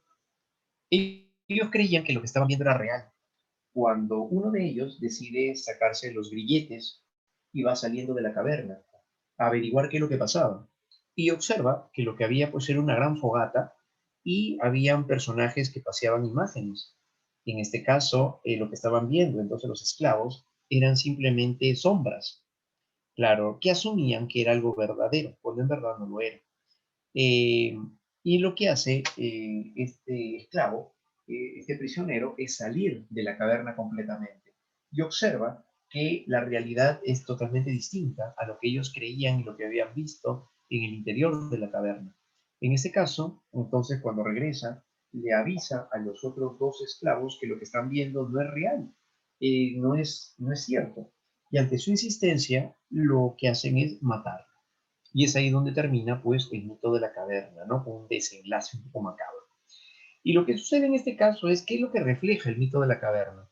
El mito de la caverna refleja refiere acerca de la teoría nociológica de Platón, ya que él consideraba de que el mundo de las cosas es el mundo de las sombras, el mundo donde está lo aparente y donde nos podemos engañar porque está lleno de ilusiones. En cambio, al momento de salir de la caverna, lo que buscamos comprender es la realidad en sí, y eso es lo que refiere entonces acerca de la búsqueda del conocimiento, claro. Y eso que reflejaría el mundo real es el mundo de las ideas, en donde el sol, ¿qué representaría? Según Platón, pues el sol es la que da brillo, luz, es la representación del conocimiento mismo.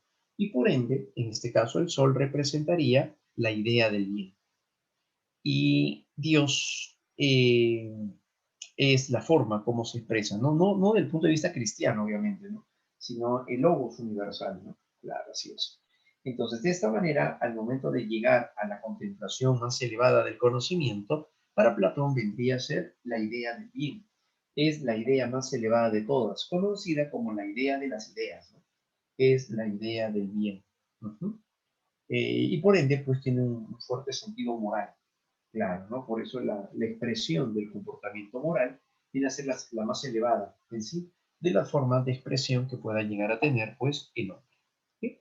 Ese es el mito de la caverna de Platón, ¿no? Entonces ahí refiere varios detalles. Otros intérpretes consideran de que también está reflejando ahí la actividad de la filosofía o la actividad del filósofo. ¿Cuál es? La de salir a buscar la verdad, no aceptar los convencionalismos, sino buscar la verdad, aunque puedan llegar a ser incomprendidos. Pero para otros, eso vendría a ser también la actividad filosófica. Está reflejando, mejor dicho, está reflejando la actividad filosófica. ¿Bien? Por otro lado, también tenemos la teoría del alma. Claro, ¿no? En la teoría del alma, Platón concibe de que el alma es un ente eterno, imperecedero, como ya sabemos, es inmortal, que habita en el mundo de las ideas desde siempre. Pero en un momento el alma cae a la tierra y cuando cae a la tierra olvida todo lo que conoció en el mundo de las ideas. Contiene entonces el alma el conocimiento de lo perfecto y que ya estuvo en el mundo de las ideas desde siempre. Por tanto, el hombre lo que hace no es aprender en sí, sino que lo que hace es recordar. Y a eso se le va a llamar la teoría de la reminiscencia. Claro, ¿no? Lo que hace entonces lo que su alma captó en el mundo de las ideas. Entonces, para Platón, el alma estuvo siempre en el mundo de las ideas, pero en algún momento, que es cuando cae al mundo material, entonces olvida todo lo que captó en el mundo de las ideas. Claro, ¿no? Entonces lo que el hombre hace ahora, pues no es conocer, no es aprender. Lo que hace solo es recordar. Y eso se conoce con el nombre de reminiscencia, que significa recuerdo. ¿Bien? Eh, Esta alma, representada a través del mito del carro alado, como ya lo habíamos señalado, bueno, pues va a llegar a presentar también, por otro lado, tres estructuras, ¿no? El alma racional, el alma irascible y el alma concupiscible. El alma concupiscible, ¿no? El alma racional es aquella que tiene las capacidades intelectuales, el conocimiento y la sabiduría, y se encuentra en la cabeza, es el alma racional, lo ubica además en la cabeza, en el cerebro. Contiene las capacidades intelectuales, el conocimiento, dijimos, y la sabiduría, ¿no? Ese es el alma racional. El alma irascible se encuentra en el pecho y es aquí donde se presentan los afectos, los sentimientos, las emociones, y lo experimentamos en el alma irascible. Ujú. Lo presentamos entonces en el alma irascible. Y cuando hablamos acerca del alma concupiscible, es aquella donde se contienen ahora los deseos y los placeres. Es ahora donde se contienen a los deseos y los placeres. Ajá. Estos deseos y placeres se van a encontrar en el abdomen. Claro, ¿no? Ahí se encuentran entonces los deseos y los placeres. Nos referimos entonces al abdomen. Eso sería el alma pues concupiscible, ¿no? Eso corresponderá entonces al alma concupiscible. ¿Listo? Muy bien, como aspecto entonces bastante importante, pues a llegar a señalar en ese caso, ¿no? Sí, el alma concupiscible. Entonces, contiene todas estas características, pues, ¿no? Estas manifestaciones. Entonces, esa es la teoría del alma, ¿no? Teoría del alma. Bien, esta alma concupiscible, entonces, y el alma irascible y racional, ahora Platón dice de que no solamente van a ser partes constitutivas del individuo, sino que también, por otro lado, van a llegar a presentar una virtud. Claro, ¿no? Van a presentar una virtud. Y eso por la influencia de su maestro Sócrates. Sócrates ya señalaba de que el alma presentaba la virtud, solamente habría que llegar a descubrirla, por eso él, conócete a ti mismo, decía Sócrates precisamente, ¿no? Claro, el conócete a ti mismo, entonces el conócete a ti mismo viene a ser uno de los asuntos claves, sobre todo de la ética socrática.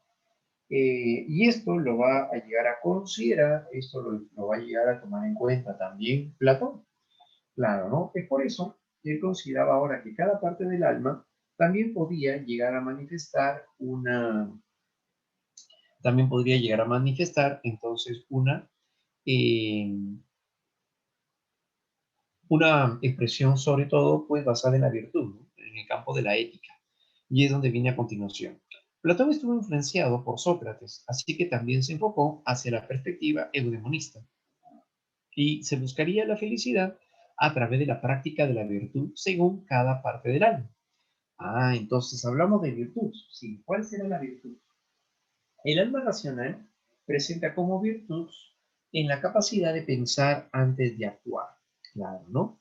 Como por ejemplo en este caso, el momento en el cual el individuo entonces va a llegar a tomar una decisión. Por ejemplo, en el caso de los gobernantes, claro, ¿no? El poder tomar una mejor decisión para poder establecer las condiciones más adecuadas en el gobierno, eso lo va a hacer entonces el alma racional. El alma racional va a ayudar para eso, para tomar buenas decisiones, como lo haría entonces un gobernante. El gobernante va a presentar entonces la necesidad de emplear esta alma. Claro, ¿no? Nos referimos entonces hacia el alma racional. El alma irascible que está en el pecho presenta la virtud. A continuación lo damos ahora, pero con la virtud. Ajá, ahí está la virtud, que vendría a ser la valentía y la fortaleza. Hace alusión ahora hacia la valentía y la fortaleza, ¿no? Hablar acerca de valentía y fortaleza se refiere hacia el hecho de llegar, pues, a la valentía y la fortaleza se refiere entonces al hecho en el que lo que se busca ahora es llegar a afrontar las situaciones problema. Claro, ¿no? Fortaleza y valentía, como lo que ha de experimentar un soldado. Ujú. Fortaleza y valentía para defender al Estado, para defender a la polis. Ujú. De esa manera. Por otro lado, también tenemos el alma concupiscible, que es la que nos va a permitir como virtud en el control de los placeres y de los deseos. Podemos experimentar placeres y deseos, pero el afecto virtuoso consiste en saber controlarlos. Controlar los placeres y los deseos va a ser entonces el afecto más importante que se va a llegar también a establecer. ¿Bien? Y eso lo hacemos entonces con esta virtud concupiscible. Bajo esta forma, entonces, Platón creía que al actuar en base a estas tres virtudes del alma, podríamos llevar a cabo una conducta correcta, claro, pero finalmente también Platón junta las tres virtudes, el pensar antes de actuar, la valentía y la fortaleza, los placeres y los deseos, claro, y finalmente los vincula a la llamada justicia y finalmente lo lleva hacia la justicia. La justicia que va a llegar a ser es la virtud más elevada que implica actuar en base a las tres virtudes anteriores. Claro, en base entonces a las tres virtudes anteriores. Nos referimos entonces a la justicia, ¿no? Que es la virtud más elevada y que implica actuar en base a las tres virtudes anteriores. ¿Qué significa? Una persona que actúa de forma justa es una persona entonces que actúa en base a su capacidad racional, en base a fortaleza y valentía y en base a los placeres y los deseos. Entonces, si la persona llega a actuar en base a estos tres elementos, es aquí donde podemos llegar a señalar la forma correcta de actuar. Entonces, la forma correcta de poder presentar la conducta ética se va a llegar a dar en base a las tres virtudes. ¿Y eso a qué nos lleva? Hacia ser felices. Esa es la idea eudemonista de Platón. Esa será entonces la idea eudemonista de Platón. ¿Cómo logramos ser felices? A través de la práctica de las virtudes establecidas por el alma, ¿no? Al momento de poner en práctica, recordemos, la praxis es lo que nos lleva hacia llegar a ser felices. La práctica de la virtud es lo que nos lleva a ser felices. ¿Esto de dónde lo toma? De la influencia de su maestro Sócrates, la práctica de la virtud. ¿Bien? Entonces, esto viene a ser un aspecto importante porque bajo la teoría platónica, entonces aparece la nueva forma de entender la eudemonía, ¿no? La búsqueda de la felicidad. ¿Bien? De esa manera, ¿no? Esto está relacionado también con su teoría política. Platón presenta un fuerte interés también por la organización social, en la que destaca la participación del ciudadano en la polis. ¿Qué significa esto? Cuando Platón afirma la polis, él considera que la polis, efectivamente, siendo la ciudad-estado, no es aquella de la cual pues debe de ser independiente cada individuo, sino que todos deben de participar dentro de la polis. Entonces, los ciudadanos deben de ejercer una praxis, una práctica también, pero dentro de la actividad política, claro. Entonces, no podemos ser ajenos a ello, ¿no? Va a señalar la teoría política de Platón. Entonces, Platón dice a partir de ello, pues los gobernantes son los que deben de dirigir al Estado. Y en este caso, son los que deben de ejercer la justicia, por supuesto. Entonces, de actuar de forma justa, ¿qué debería de predominar? Pues el pensar antes de actuar, controlar los placeres, los deseos y por otro lado también ejercer la forma más importante de valentía y fortaleza. ¿Quiénes deberían de ser? Los filósofos. Entonces los que han de presentar esta principal condición de las virtudes del alma para poder actuar de forma justa deben de ser los reyes filósofos. Ellos son los que deberían de gobernar. Por otro lado, aparece también los guardianes, claro, ¿no? Los protectores también de la ciudad, los protectores de la ciudad. Los guardianes implicarían ello, ¿no? Los protectores de la ciudad. Ellos son los que van a manifestar, por lo tanto, también su alma irascible, ¿no? Los soldados, valentía, fortaleza para poder defender a la polis. Y tenemos también a los productores, que son los que mueven la economía, son los que pueden llegar a dirigirse hacia llegar a establecer el orden dentro del campo pues, de lo que se elabora, ¿no? De la producción económica. ¿Qué implicaría ahí? Los artesanos y los comerciantes. Ellos van a ejercer también el alma concupiscible, ¿no? El control de los placeres. Ajá. Y por otro lado, pues, la economía, ¿no? Entonces, son aspectos importantes para poder ejercer un equilibrio dentro del desenvolvimiento social desde el punto de vista, entonces, platónico. ¿Ya? Guardianes, gobernantes, guardianes y productores. Ese es el orden social que plantea, pues, Platón. ¿Bien? Entonces, estas vienen a ser las principales referencias, ¿no? Platón llegó a fundar la Academia, que fue una institución en donde se impartía el aspecto del conocimiento, y en la que, por cierto, llegó también, pues, aquí a conocer al que se convertiría uno de sus principales discípulos, aunque no llegó a comulgar con las ideas del maestro Platón. Y aquí nos estamos refiriendo a Aristóteles. Claro, ¿no? Vámonos ahora con Aristóteles. Aristóteles nació en el 384 a.C. en una pequeña localidad de Macedonia, cerca al monte Athos, llamada Estagira. De ahí viene el nombre que recibe, pues, Aristóteles, ¿no? Que es el estagirita, ¿no? En caso de Platón, ¿Platón fue su verdadero nombre? No. El verdadero nombre de Platón fue Aristóteles o Aristóteles. Ese fue su verdadero nombre, ¿no? Platón fue su apelativo, ¿no? Que significó el de espalda ancha. Su padre, en caso de Aristóteles, su padre Nicómaco, era médico de la corte de Amitas III, padre de Filipo, y por lo tanto, pues el abuelo de Alejandro Magno. Ello invita a pensar que Aristóteles fue iniciado de niño en los secretos de la medicina, y de ahí le vino la afición también por la investigación experimental y la ciencia.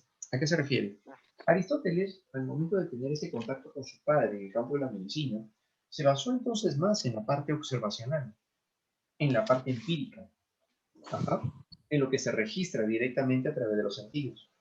Entonces, desde ahí es donde se asume que pudo haber impactado en el pensamiento de Aristóteles para que éste pueda llegar a centrarse en el valor por lo observable, por la parte ¿Y van a experimental. empezar como yo? ¿No? Vale, Justamente empezar el día.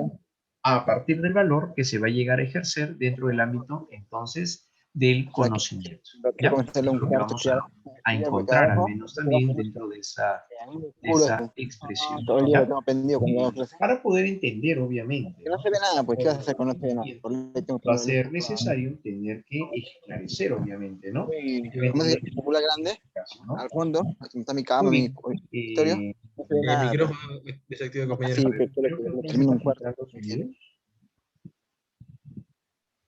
Acá sí, las ventanas grandes alumbran. Compañero, tu audio se activa.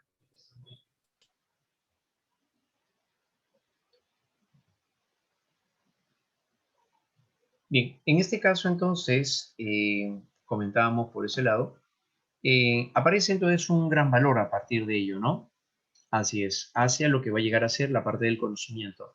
En el pensamiento aristotélico, esto se va a conocer como el realismo naturalista. Estos términos es importante que también los sepan discriminar.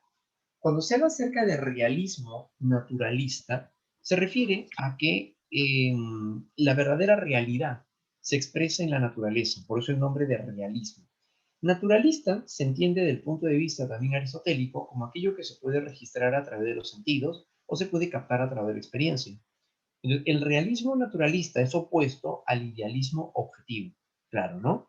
En el caso de Aristóteles, él afirmó que la verdadera realidad se encontraba entonces en las cosas sensibles, en lo que uno ve, escucha, huele, toca, prueba, etc. Eso vendría a ser. Todo contenido que existe en la mente ha provenido también de la experiencia a nivel sensorial. ¿Bien? Afirmó por eso, no hay nada en la mente que no haya estado antes en nuestros sentidos. Esta frase es lo que más adelante va a desarrollar también John Locke en la Edad Moderna. Cuando Locke le da valor a la experiencia, que es justamente la base del empirismo, eso lo toma de la influencia aristotélica, pues, ¿no? Cuando afirma por ello, no hay nada en la mente que no haya estado antes en nuestros sentidos, Aristóteles hacía alusión de que para poder tener algún tipo de contenido en la mente, como por ejemplo algún recuerdo, bueno, pues algo hemos tenido que haber visto, tocado, oído o probado. Entonces, eso es lo que nos va a caracterizar, pero claro que sí. Entonces, es ahí donde encontramos el realismo naturalista, ¿no? No hay nada en la mente que no haya estado antes en nuestro sentido, ¿no? Es lo que va a señalar, lo que va a pronunciar, pues, este peculiar personaje, ¿ya? Muy bien. El realismo naturalista, entonces, para Aristóteles, a diferencia de Platón, la esencia de las cosas está en las cosas mismas y por lo tanto no hay que ir a otro mundo para ello. ¿Qué significa? Mientras que Platón divide el mundo en dos, por eso decíamos idealismo objetivo, cada uno es independiente, Aristóteles junta estas dos formas. Entonces, él dice, no puede separarse la esencia de la materia. La materia y la esencia siempre van a estar juntas. Y en términos aristotélicos, la esencia no es lo mismo que la esencia para Platón. Para Aristóteles, la esencia viene a ser una cualidad de la cual no se puede despegar de las cosas. Como por ejemplo, si yo hablo de una piedra, a ver, vamos a partir de algo más sencillo, por ejemplo, ¿no? Si hablamos acerca de una piedra que hace que sea piedra, supongamos, una característica, ¿cuál es? La dureza. ¿Por qué? Porque una piedra no puede ser blanda, pues. Entonces, una cualidad ineludible de la piedra es la dureza. Muy bien. Entonces, de ser así, yo no puedo separar la dureza de la piedra. No, pues. No, pues. ¿Por qué? Porque es inherente, pues. Es inherente a la cosa. Yo no puedo separar entonces la piedra de la dureza. No, pues si está en la cosa misma, no la puedo separar, porque quedarme con la piedra y por el otro lado me quedo con su dureza. No puedo hacer eso. A eso se refiere Aristóteles. Entonces, el término esencia en Aristóteles es una cualidad que va a presentar la sustancia y que ésta pertenece a la cosa misma de lo que es.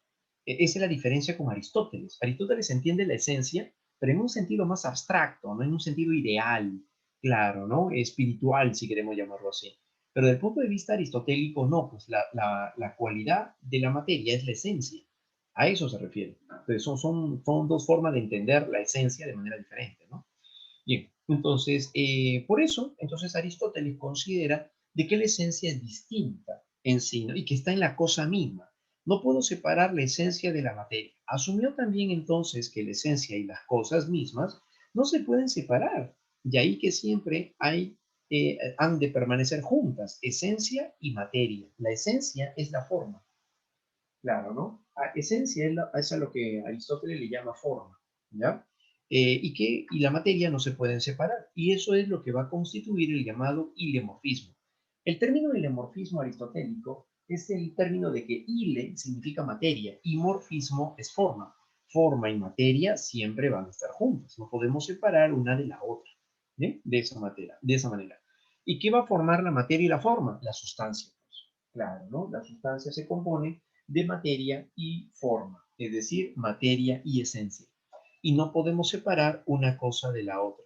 Recordemos por eso la diferencia con Platón, eh, ya que llegan a presentar pues temáticas distintas, ¿no?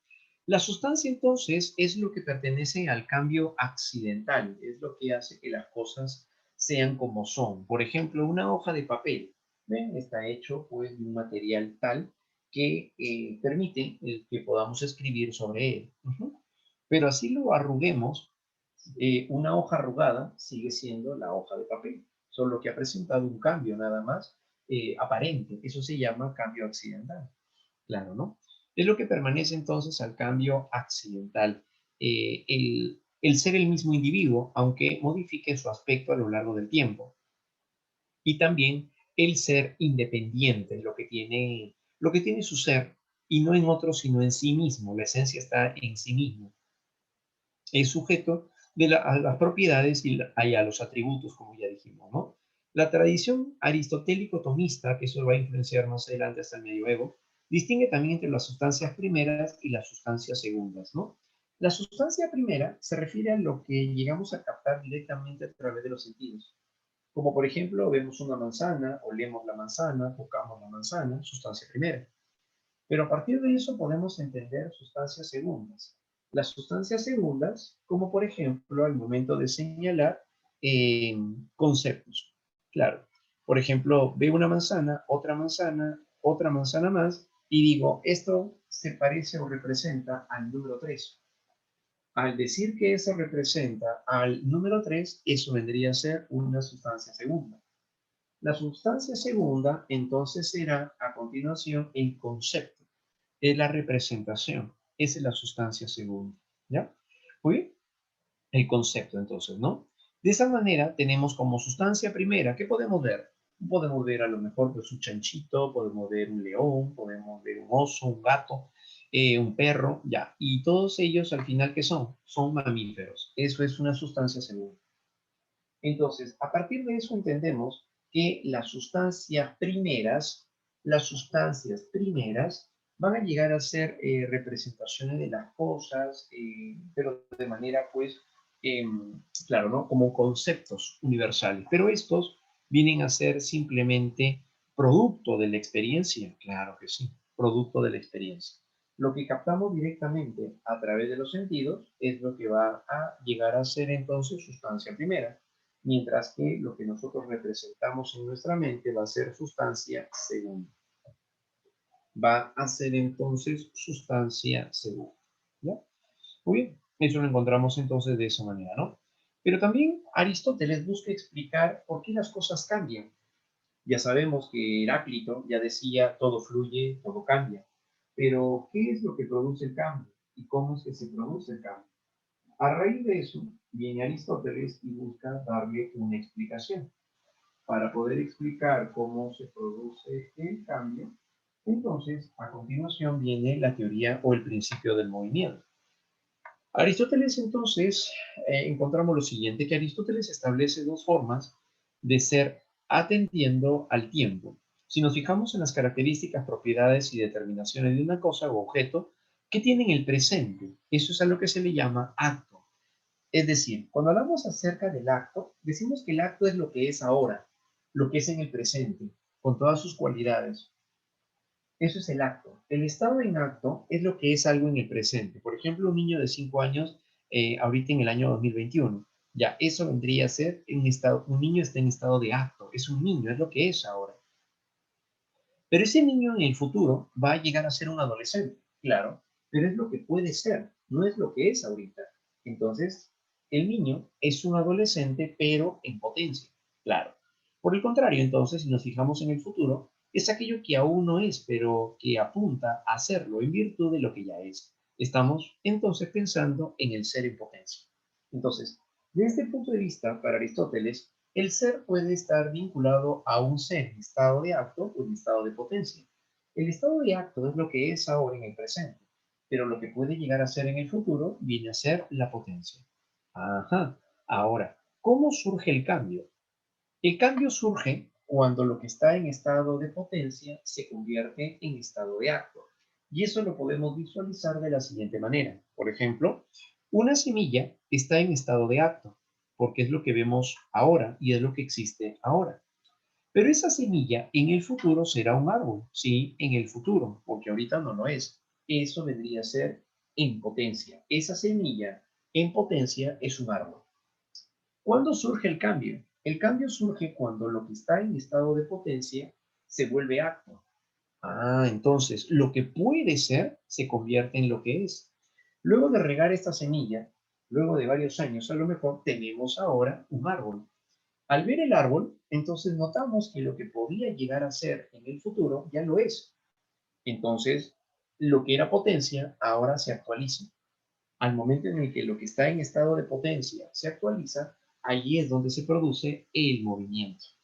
Pero como nada puede surgir de la nada, decían los griegos, sobre todo pues Aristóteles también, entonces debe haber algo que propicie el paso de la potencia al acto.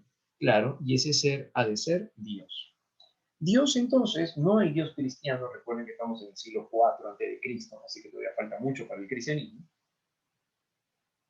pero ya se afirmaba en el estado de la potencia, pasa de estado de acto, entonces ahí es donde se produce el movimiento. El movimiento es producido por una fuerza universal llamada Dios, pero Dios no se refiere pues al Dios cristiano, ¿no? Sino que se refiere a una fuerza universal, a un logos, más parecido a la afirmación de Heráclito, ¿no? Un logos universal, que mueve las cosas, que cambia las cosas, que propicia las cosas distintas, ¿no? Genera el cambio. Eso va a llegar a suceder entonces dentro de este plano, ¿no? ¿Bien? ¿Correcto? De esa manera. Entonces ahí sería el movimiento, ¿sí? Y el movimiento puede darse de varias maneras, ¿no? Hay un movimiento o un cambio de naturaleza accidental cuando se refiere a los cambios de las cosas en cualidades. Una hoja de papel arrugada, eso vendría a ser un cambio accidental, porque sigue siendo la misma hoja de papel, solo que está arrugada. Si hablamos acerca de un cambio sustancial, es cuando va a llegar a presentar más bien entonces diversa forma de expresión, ¿no? Que se va a llegar a dar en cuanto a materia y sustancia, ¿no? Como sustancia, perdón, materia y forma, en las dos cosas. Si llegamos a quemar una hoja de papel y se vuelve ceniza, eso ya no es un papel, pues. Entonces ya cambió tanto en materia como en esencia. Claro. Entonces, a eso se le llama cambio sustancial. Un niño, cuando va creciendo y deja de ser un niño para ser un adolescente, eso se llama cambio accidental. Claro. Y cuando llega a ser adulto y fallece y lo creman, se vuelve ceniza, cambio sustancial, porque ya no es más pues un ser humano, ya no tiene apariencia de ser humano, se ha reducido únicamente a ceniza. Ha cambiado entonces en materia y en esencia. A eso se le llama cambio sustancial. ¿Bien? Entonces, a eso es a lo que se refiere. Entonces, según la ontología aristotélica, todas las cosas que podemos percibir, todas las cosas sensibles, están compuestas con la estructura de acto y de potencia. Y dado que el movimiento es el paso de la potencia al acto, todas las cosas sensibles tienen el movimiento como uno de sus rasgos más característicos y definitorios. Entonces, es ahí donde esta filosofía va a ejercer una gran influencia en la física moderna, ¿no? En el desarrollo del conocimiento científico, claro. Porque para Aristóteles entonces las cosas estarían en movimiento. ¿Y eso por qué? Porque la estructura material que lo compone, pues presenta movimiento. Claro, ¿no? Entonces, a partir de ello, Aristóteles considera entonces la forma estructural en la cual se presentan los cambios. Entonces, el cambio sustancial es cuando se cambia tanto en materia como en esencia. ¿Ya? Muy bien, chicos, de esa manera, ¿no? Y también refiere acerca de las cuatro causas, ¿no? Las cuatro causas aristotélicas. Para Aristóteles, la causa es todo principio del ser, aquello de lo que en algún momento depende de la existencia también de un ente, ¿no? Todo factor que nos tenemos que referir para explicar un proceso cualquiera. Vamos a hacerlo más sencillo. Por ejemplo, si hablamos acerca de una mesa, la mesa tiene cuatro causas, diría Aristóteles. La mesa está hecha de madera, elaborada por un carpintero, y que sirve para poder, no sé, poner platos, escribir sobre ello, etc. Tiene cuatro causas. Entonces, la causa material es de lo que están hechas las cosas, como por ejemplo, la mesa está hecha de madera. Muy bien, causa material. La causa formal es aquello de lo que el objeto es, como por ejemplo en este caso, lo que hace que el objeto sea. ¿Qué hace que sea mesa? Bueno, la característica de ser plana. Claro, pues, ¿no? Tener la imagen de una mesa, pues, curvilínea, ¿no? Y accidentada, pues, no nos asume la idea de mesa, ¿no? La mesa tiene que ver con una superficie plana. Listo, muy bien. Y patas. Listo. Esa es la causa formal. Puede tener tres patas, cuatro patas, pero igual llega a ser, pues, una mesa, ¿no? Muy bien. Entonces ahí hablamos acerca de una causa formal, es la esencia, la característica, lo cual hace que sea una mesa. Causa eficiente, ¿quién lo elabora? ¿Quién lo produce? Por ejemplo, en este caso, el carpintero. El carpintero es la causa eficiente, claro. Causa final, ¿para qué existe? Si decimos que existe para comer, esa sería la causa final. Existe para un fin. A eso se refiere, ¿no? Eso vendría a llegar a darse entonces, eso vendría a ser, ¿no? En ese caso, ¿no? La característica que tiene, ¿no? Por supuesto. El modelo de la mesa, esa sería su causa formal, ¿no? También. Entonces, Aristóteles consideraba de que las cosas presentan cambios, presentan movimientos, pero la causa del movimiento, las causas que generarían entonces el movimiento pueden llegar a darse entonces a partir de lo señalado, ¿no? Causa material, causa formal, causa eficiente y la causa final. ¿Sí? Entonces, eso vendría a ser, ¿no? Si hablamos acerca de logos hace un momento, eso sería, por ejemplo, la causa eficiente. Claro, ¿no? Es aquello que produce los cambios. Es aquel que produce los cambios. Él vendría a ser una causa eficiente, por ejemplo, desde el punto de vista de Aristóteles. ¿Ya? Muy bien, entonces lo encontramos a partir de ello, ¿no? ¿Sí? Eso es lo que va a suceder. Las 4 causas aristotélicas se van a ver expresadas a partir de ello. En la teoría del alma, Aristóteles considera de que el alma es un modo de ser que se encuentra indivisiblemente ligado al cuerpo. Aquí notemos que hay otra diferencia con su maestro Platón. Platón decía que el cuerpo y el alma se pueden separar. Claro, pues el cuerpo muere y el alma se eleva y pretende regresar a su lugar de origen. Pero Aristóteles no entiende el alma como lo entiende Platón. Recordemos que también tiene una versión distinta. Entonces, para él el alma no es algo espiritual. Para Aristóteles el alma es una cualidad. Como por ejemplo, el hombre tiene la facultad de pensar. Esa es parte de su alma racional. Entonces a eso se refiere en este caso, ¿no? Es el intelecto, es una cualidad de la materia, o la cualidad del cerebro, si queremos llamarlo así para entenderlo mejor. Entonces no es un asunto espiritual, no, es una cualidad, una facultad que tiene el hombre. Ya, eso vendría a ser su alma racional. El alma sensitiva, que es la que nos permite la sensibilidad, por ejemplo, en el caso de los animales y el hombre, ¿no? Claro, el alma racional es una cualidad que presenta únicamente el hombre. El alma sensitiva es una cualidad que presentan solamente los animales y el hombre. Por ejemplo, no le pisan la cola a un gato, pues va a saltar, ¿no? En el caso del ser humano, se pica con un alfiler, reacciona inmediatamente. Eso es alma sensitiva. Las plantas no tienen sensaciones, entonces no presentan alma sensitiva, no, pues. Y el alma vegetativa, que es la cualidad que hace que el ser sea vivo, propicia y genera la vida, como las plantas, los animales y el hombre. Entonces esta alma es la que hace que el elemento sea un ser vivo, por supuesto, el alma vegetativa. Entonces eso es a lo que se refiere cuando hablamos de alma desde el punto de vista de Aristóteles. No es en un sentido espiritual, sino se refiere a un sentido de cualidad, característica. Y por eso dice que es indivisible al cuerpo, claro, porque yo no puedo sacar el intelecto del cerebro, pues, ¿no? Algo así. Entonces, como decíamos, la piedra tiene su dureza. No puedo sacar, pues, separar la piedra de la dureza, ¿no? ¿Por qué? Porque es intrínseco, no lo puedo separar. Igual en este caso, es como si dijéramos, pues el cerebro presenta pensamientos. No puedo separar el pensamiento del cerebro, pues, ¿no? No, igual, son elementos que están juntos. A eso se refiere. Por eso el alma es indesligable al cuerpo. A eso se refiere, ¿no? Entonces, no desde el punto de vista platónico, como dijimos, sino como cualidad de la materia, ¿no? En ese caso. Esa es la característica, ¿no? Que se va a llegar a presentar en ese sentido. En ese detalle, entonces, desde el punto de vista aristotélico, entonces las cualidades de las cosas van a llegar a presentar. Algo deja de ser en ambos casos. Claro, ¿no? Deja de ser entonces también en ambos casos, ¿ya? Ahora, el alma es un elemento que va a ser crucial también, porque esta es la que nos propicia, desde el punto de vista también aristotélico, la virtud. Claro, y aquí viene la teoría ética. Aristóteles también estuvo influenciado por la eudemonía y por lo tanto también desarrolló el valor por la felicidad. Es decir, ¿cuál es el fin último de toda acción del hombre? Pues ser feliz. Pero ¿qué es ser feliz para Aristóteles a diferencia de Platón? Bueno, pues se buscaría la felicidad a través de la práctica de la virtud. Para Aristóteles, la virtud se desenvuelve en cuanto a lo que es el justo medio, que significa evitar los excesos. Para Aristóteles,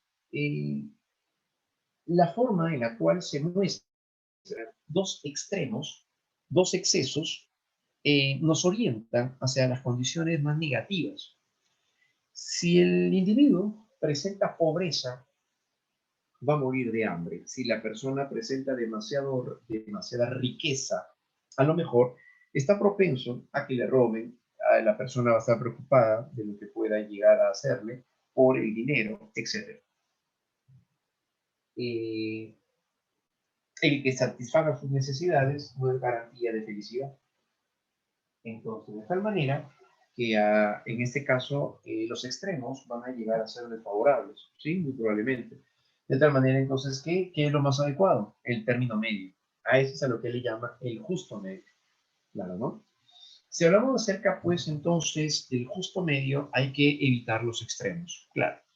Si la persona descansa, pues sí, se da su momento, su momento de sosiego, de relax, pero si eso ya se convierte en una ociosidad, tal vez la persona ya demasiado se enfoca hacia los aspectos placenteros y no hace nada productivo, se puede convertir en algo desfavorable. Ajá. Pero si también la persona llena todo su horario de puras actividades, se estresa también. Entonces, a las finales, lo que hay que buscar es el término medio. Laborar, trabajar, pero también buscar su momento de tranquilidad, de equilibrio también del individuo, por supuesto. Ese es el justo medio. Es así como llegamos a ser felices. Y también, por otro lado, para Aristóteles, el poder llevar una vida feliz, ¿cómo lo hacemos? A través de la vida teorética. La vida teorética se refiere a la vida de la investigación, a la vida de la búsqueda del conocimiento. Y es por eso que él decía que los verdaderamente felices también, ¿quiénes son? Los filósofos, porque son los que van a estar en la búsqueda continua del conocimiento. Son los que van a estar entonces en la búsqueda continua del conocimiento, ¿ya? La búsqueda continua del conocimiento, ¿no? Basada entonces en la investigación. Búsqueda continua del conocimiento. ¿Qué es lo que va a desarrollar? También, por otro lado, la llamada dianoética, que es actuar con prudencia, evaluando los aspectos favorables y también desfavorables, ¿no? Esa es la dianoética, la búsqueda de, o la forma en donde participe el intelecto. El intelecto se participa, en la cual participa el individuo, lo hace, por ejemplo, ahora a través de la razón. El pensar antes de actuar, el pensar antes de tomar alguna medida, eso es actuar de manera dianoética. Entonces, es aquí donde se presenta la necesidad del valor por la forma como se establece también el control del individuo, ¿no? Claro, la razón es la que permite controlar entonces también los impulsos, por supuesto, ¿ya? Dentro de la teoría, entonces, ética de Aristóteles. La dianoética, el justo medio y la vida teorética son las formas con las cuales podemos lograr la eudemonía, es decir, la felicidad. ¿Sí? Entonces, a pesar de que Platón llega a ser también eudemonista, igual que Aristóteles, tienen ambos versiones diferentes sobre lo que va a llegar a ser feliz. Muy bien. Por otro lado, en cuanto al ámbito político, Aristóteles creía que el hombre es un zoon politicón. Recordemos que esto no solamente se ve dentro del ámbito de la filosofía política, sino también se ve dentro de la antropología filosófica. Al decir entonces para Aristóteles es un zoon político, se refiere a que es un animal político. Y decir que el hombre es un animal político se refiere a que es un ser social. Un ser social se refiere, por tanto, a aquel que necesita interactuar con otros hombres. Decía Aristóteles, aquel que no se relaciona dentro del campo social con otros individuos, o es una bestia, o dos, es un dios. Propuso entonces formas justas de gobierno para que finalmente también desencadene en las formas correctas de actuar.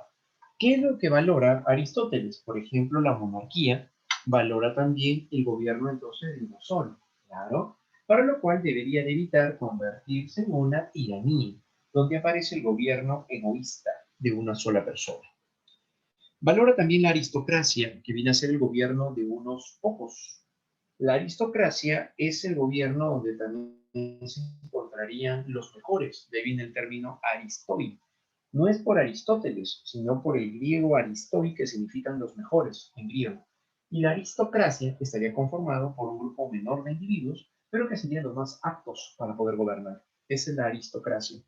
¿En qué no debería de convertirse la aristocracia? Debería evitar convertirse en una oligarquía, es decir, en el gobierno irresponsable de unos cuantos que buscan también sus intereses personales. Eso será entonces la llamada pues aristocracia, ¿no? El gobierno de los pocos. Pero también, por otro lado, también encontramos a la politeia. La politeia es el gobierno en donde aparece la mayor parte de los hombres. Ajá. La politeia es donde se encontraría el valor de los individuos, de los gobernantes, pero esta es la mejor forma de gobierno, en tal caso la politeia, en donde aparece el gobierno de uno solo, que es la monarquía, pero también están los mejores, que vendría a ser la aristocracia. Si juntamos la condición de la monarquía, la politeia, claro, ¿no? Evitar convertirse en una demagogia o en una democracia, ¿Por qué? Porque los ciudadanos no están listos para poder gobernar.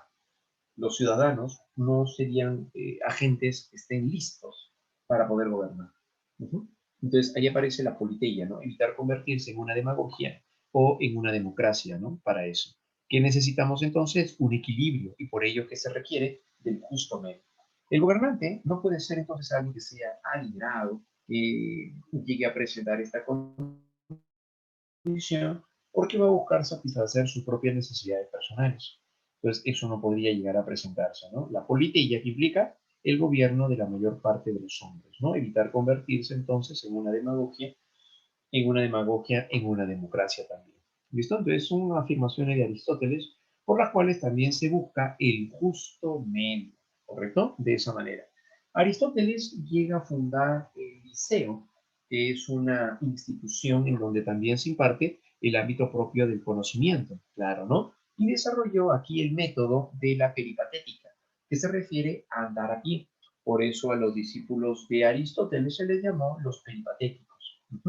Aquí se impartieron también conocimiento y van a llegar a ser también muestras de una actividad pues académica, ¿no? Se llama así a los peripatéticos, a los discípulos de Aristóteles y a los que siguieron sus doctrinas, ¿no? Peripatético es un adjetivo relativo a la filosofía de este personaje y que se extendía en la creencia de la virtud, sobre todo, ¿no? En la cual dicha dominación tiene su origen en el hecho de que Aristóteles impartía sus lecciones mientras paseaba con sus discípulos, claro, ¿no? Las reflexiones filosóficas se daban a través del caminar, digamos, ¿no? El andar, claro, ¿no? Esta interpretación se apoya en el término peripatéticos, que significa que pasea o significa también andar a pie. Eso significa, ¿no? Entonces, de esta forma, Aristóteles es quien llega a desarrollar la forma de pensamiento naturalista, que es lo que va a llegar a influenciar muy notoriamente hacia el pensamiento moderno, que van a fundamentar también el conocimiento, pero ahora en base a la experiencia. ¿Bien? Eso implicaría, ¿no? Entre las obras más importantes de Aristóteles encontramos el órgano, que significa Ica. Recordemos que Aristóteles es considerado padre de la lógica clásica. Aristóteles es considerado padre de la lógica clásica, ya que este llega a sentar las bases del llamado silogismo.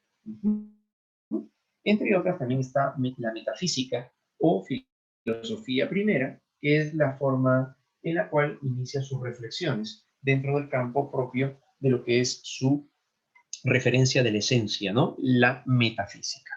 Muy bien, chicos, hasta ahí vamos a llegar entonces el día de hoy. Ha sido todo un gusto haber compartido con ustedes y ya nos estamos viendo para nuestra próxima clase. Cuídense mucho, chicos. Éxitos.